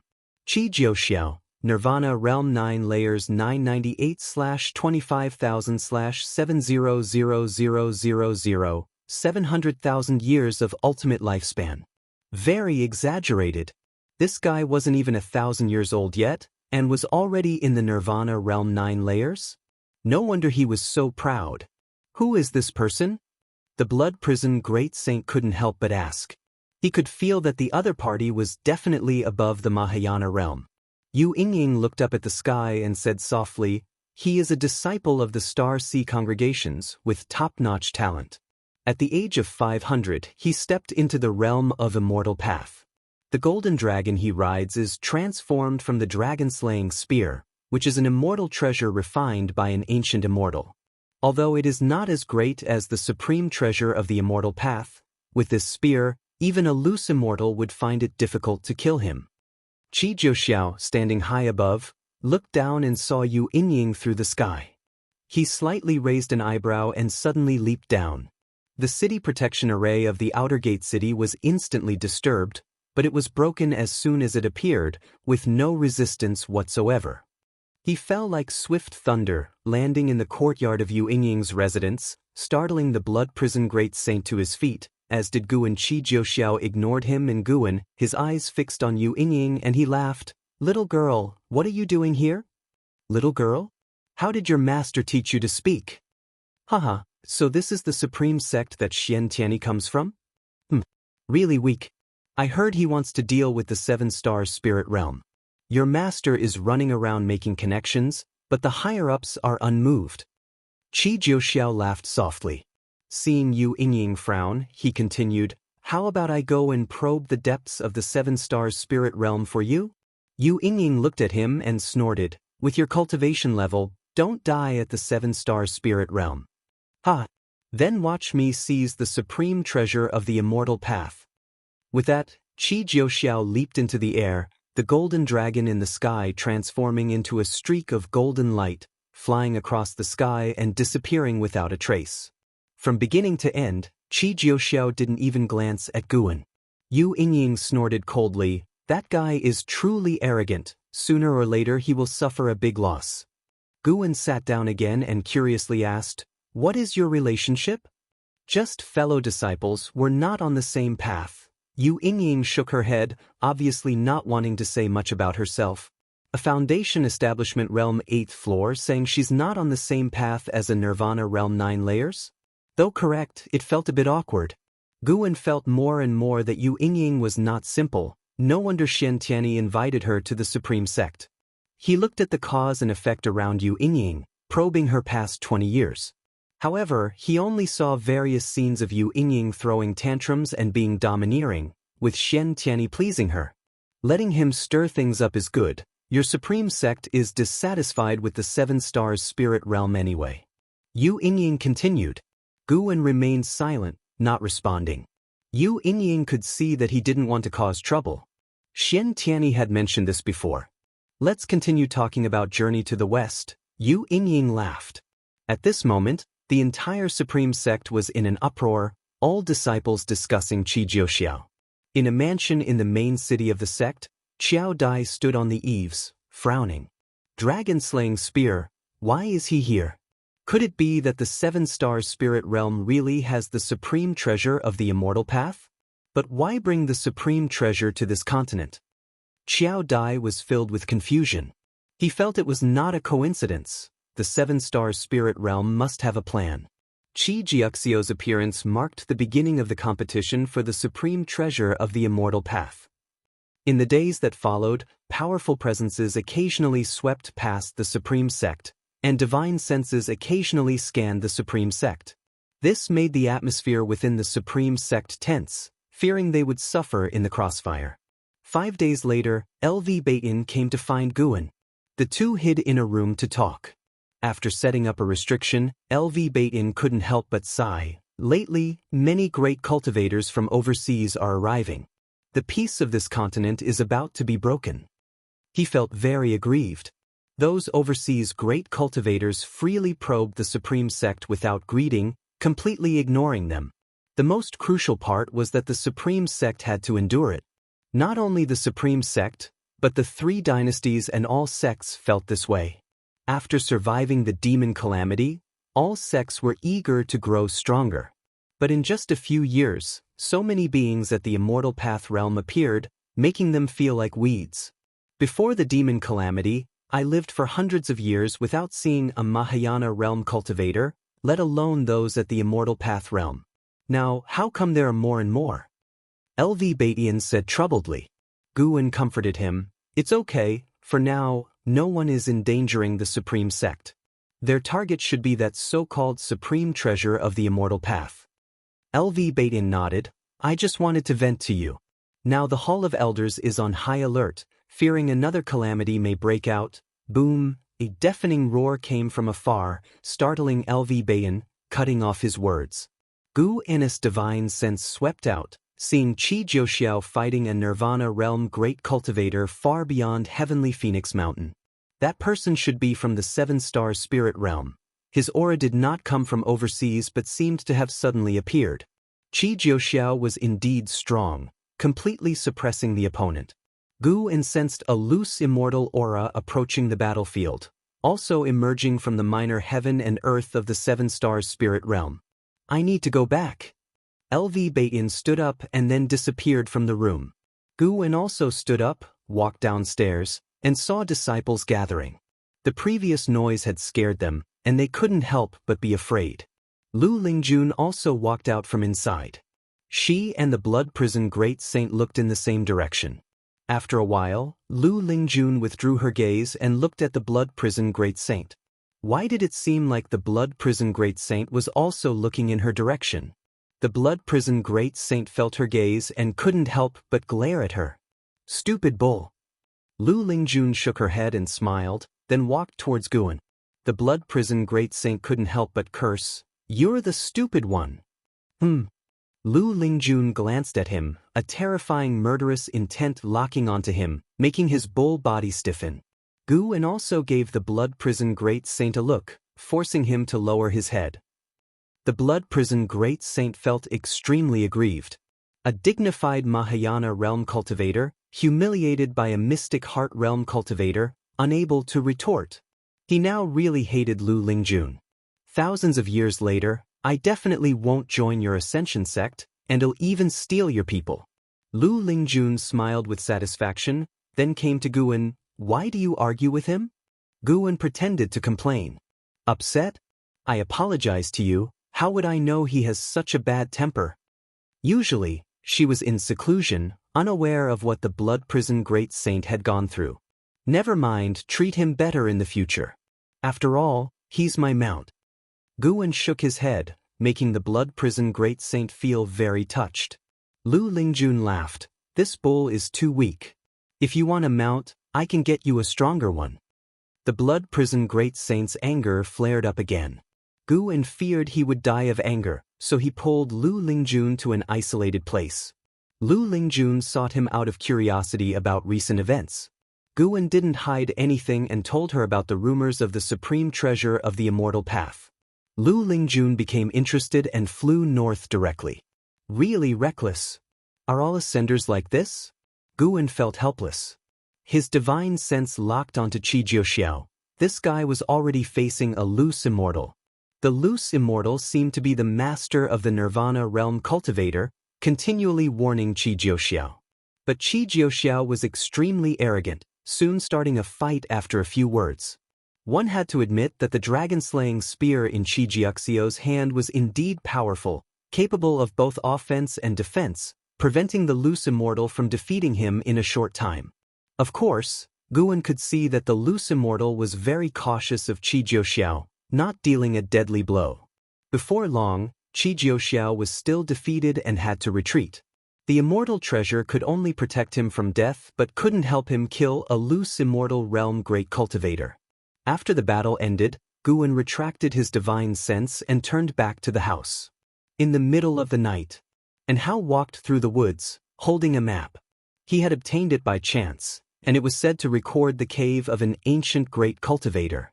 As he walked, he suddenly sensed something, quickly putting away the map, warily looking around, and a long sword appeared in his hand. Footsteps came from the darkness. He looked closely and saw a man approaching. It was Qi Jiuxiao. And Hao did not recognize Qi Jiuxiao but could sense that the other was very strong. Qi Jiuxiao's face was very bad. He looked at Hao and asked, "Hey, what's your name? Which sect or school are you from?" Hao frowned. "My name is Hao from the Supreme Sect." Qi Jiuxiao said, "The Supreme Sect? There's a connection. One of my junior sisters is in the Supreme Sect.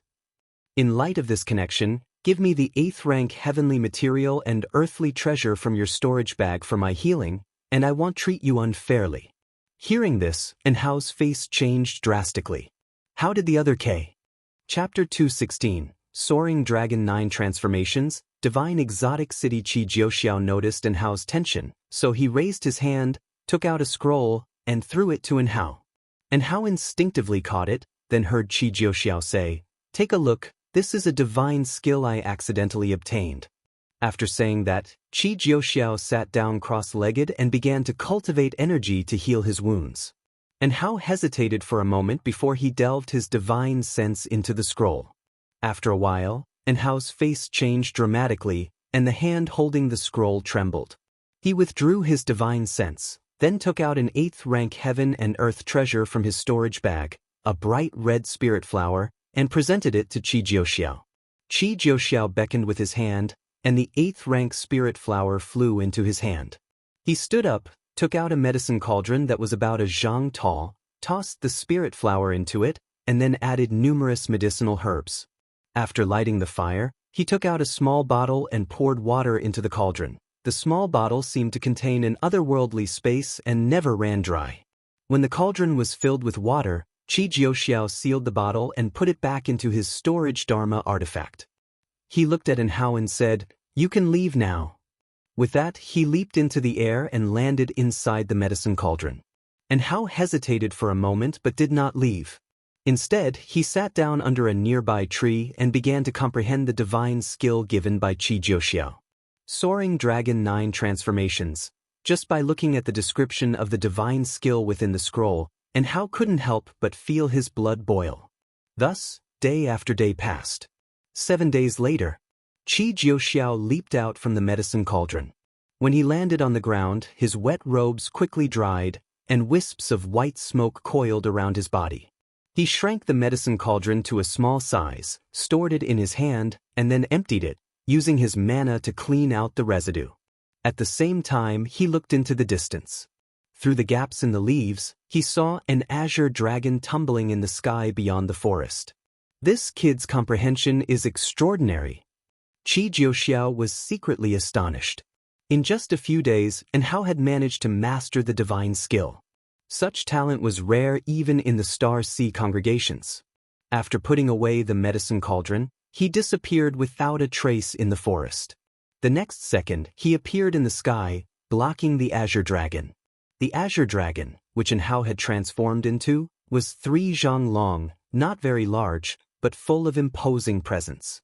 Upon seeing Qi Jiuxiao, the azure dragon shook and transformed back into Hao, who excitedly said, "This divine skill is amazing. After transforming, I feel like a true dragon, and my speed has increased significantly." Qi Jiuxiao said proudly, "Of course, I am Qi Jiuxiao of the dragon-slaying spear. How could I deceive you, kid? The value of this divine skill far exceeds the 8th rank heaven and earth treasure. You should thank me." Upon hearing this, Hao immediately bowed and thanked Qi Jiuxiao. Qi Jiuxiao's face was full of smiles, though he felt a bit jealous inside. He had originally thought that even if he passed the Soaring Dragon 9 transformations to Hao wouldn't be able to learn it, making himself appear generous without any loss. Who would have thought? Qi Jiuxiao sized up Hao and said, "Kid, why don't you join the Star Sea congregations? The Supreme Sect is too small for you. With your talent, if you join the Star Sea congregations, you'll reach the Mahayana realm within 500 years. Hao frowned slightly upon hearing this. Reaching the Mahayana realm at 500 years old was impressive? and how had always thought of his own talent as unparalleled, so he didn't see reaching the Mahayana realm in 500 years as a difficult feat. Even Xianxia was only a few hundred years old. Qi Jiuxiao continued to boast about the greatness of the Star Sea congregations. When he mentioned Xianxia and how finally grew interested. He had a very good relationship with Xianxia. However, in Qi Jiuxiao's words, Xianxia was just a fellow disciple with decent talent. The reason Xianxia was mentioned was that he also came from the Supreme Sect. Forget it, I'm not going to the Star Sea congregations. I want to stay in the Supreme Sect, and Hao said, shaking his head. Qi Jiuxiao did not try to persuade him further. After all, he wasn't the sect hierarch of the Star Sea congregations, so making a few recruiting gestures was enough. Why did you appear in this area? Qi Jiuxiao asked. And Hao did not conceal anything and said, I was originally training and heard the legend of the Immortal Path Supreme Treasure. I wanted to see it for myself. Qi Jiuxiao laughed and said, how about joining forces? We'll rely on our abilities when the time comes. And Hao hesitantly asked, can my cultivation level really help you? I'm not very familiar with this continent. You can tell me about the events happening here, and I'll guide you in cultivating the Soaring Dragon 9 transformations. How about that? All right, thank you, Senior, and Hao responded excitedly. The reason he did not leave was that he wanted to learn more skills from Qi Jiuxiao. Then, the two of them flew off in one direction. As autumn arrived, the scorching heat between heaven and earth gradually dissipated. The influence of the Immortal Path Supreme Treasure continued to increase, attracting more and more cultivators to head north in search of opportunities. Guwen was not affected and continued to live his plain yet interesting life. Occasionally, he would visit the Outer Gate City to chat with his friends about the various events stirred up by the Immortal Path Supreme Treasure. One day, Yi Lan came to find Guwen and also spoke about the immortal cultivation world. A faction of the Tianwei dynasty was flattened by overseas great cultivators, causing panic in the immortal cultivation world. Fortunately, our supreme sect is protected by Sword Venerable Fudao. Otherwise, those great cultivators from overseas wouldn't dare to act recklessly, Yi Lan said with concern. The battle took place at night, and Guwen had sensed it, but he didn't intervene. He had no relationship with Tianwei, so naturally, he was too lazy to take action. Such calamities were not uncommon in the immortal cultivation world. The overseas great cultivators who intervened were only at the Mahayana realm, but they were enough to crush a great sect with 1 million disciples. Guwen reminded her, then you should go out less and stay in the sect to cultivate. Yi Lan nodded and said, I'm now stationed at the law enforcement hall, doing idle tasks all day, and spending most of my time taking elixirs and absorbing energy. She was already 101 years old, and her maximum lifespan was only 130 years. Time was running out. Now, besides growing flowers and plants, Guwen supervised her cultivation. Unlike Xiaochuan, Yi Lan was quite ambitious, so Guwen was willing to help her. As they chatted, the topic shifted to Zhenqin. A few days ago, Zhenqin followed the elders and inheriting disciples to the demon clan's territory. It was said that the Supreme Sect had discovered a secret realm, a rare opportunity. That girl is bound to soar to great heights. She might even become a great cultivator of the Supreme Sect in the future. Imagine, she used to come to the inner sect to find me, acting like a little girl, reckless in her actions and careless in her words. Yi Lan began reminiscing about decades ago. Guwen listened attentively, and when she finished, he teased, What, are you jealous of her? Why don't I cultivate the defying fate divine skill and pass my cultivation level to you before I die? Yi Lan gave him a sidelong glance and said, I wouldn't want that. What's the point of living without you? As they talked, the teacups on the table began to tremble, and ripples appeared in the tea. Yi Lan noticed this and frowned. Soon, even the ground began to shake, alarming all the cultivators in the city. Gu and his gaze turned towards the depths of the continent to the desolate plains where a giant city was rising from the ground, occupying a 1,000-mile radius. Dust filled the sky, and the momentum was magnificent. Guwen could sense the vast power contained within the city. It was a Dharma treasure, the strongest he had ever seen. He immediately thought of a name. Immortal Path Supreme Treasure. The restrictions contained in this treasure were not only advanced but also very complex. Guwen even sensed the aura of karmic rules. A city that occupied a 1,000-mile radius was colossal, with walls 100 zhang tall, the city filled with buildings, palaces, and towering spires. Despite its ancient and dilapidated appearance, the city had crossed the long river of time. With the arrival of this city, the great cultivators scattered across the continent all rushed towards it, including Qi Jiuxiao and Hao. Even Li Ya and Zhang Buku joined the excitement. "I'm going out to take a look." Yi Lan said this and then leaped into the air, stepping on her flying sword as she left the residence. Guwen picked up his teacup and continued drinking tea, watching the excitement. He saw numerous cultivators from the Seven Stars spirit realm enter the city, and once they did, their figures disappeared and their auras weakened. Guwen, at the 9th level of the Heaven and Earth Flying Immortal realm, could barely catch their auras. Even so, it was difficult for cultivators of lower realms. No matter how many cultivators flew into the city, it remained silent. No one was seen, and no signs of life could be detected. The divine exotic city is open. All beings under the heavens can enter the city and find their immortal fate. A booming and ancient voice resounded throughout the heavens and earth, reaching every corner of the continent. "Wandering Immortal." Guwen raised an eyebrow. The 6 Stars Cave only had one Wandering Immortal. Now, with the appearance of a second, had the death of the divine soul true lord been discovered? After a while, Yi Lan flew back. The disturbance seems to be coming from afar. This divine exotic city sounds extraordinary. "I really want to see it," Yi Lan said wistfully as she sat opposite Guwen. Guwen shook his head and said, "Such immortal fate is not something cultivators like us can reach." "I know. Don't worry. I won't go looking for death. With my cultivation level, I might die before even seeing the divine exotic city," Yi Lan said with a smile, shaking her head. Guwen didn't comfort her. It was indeed the truth. About an hour later, Guwen left under Yi Lan's urging. In the days that followed, various legends about the divine exotic city circulated within the supreme sect. Shenzhen especially visited Guwen, bringing many tales of the divine exotic city. "I heard from a senior that the divine exotic city is an ancient immortal city, hidden and elusive. Each appearance can change the world.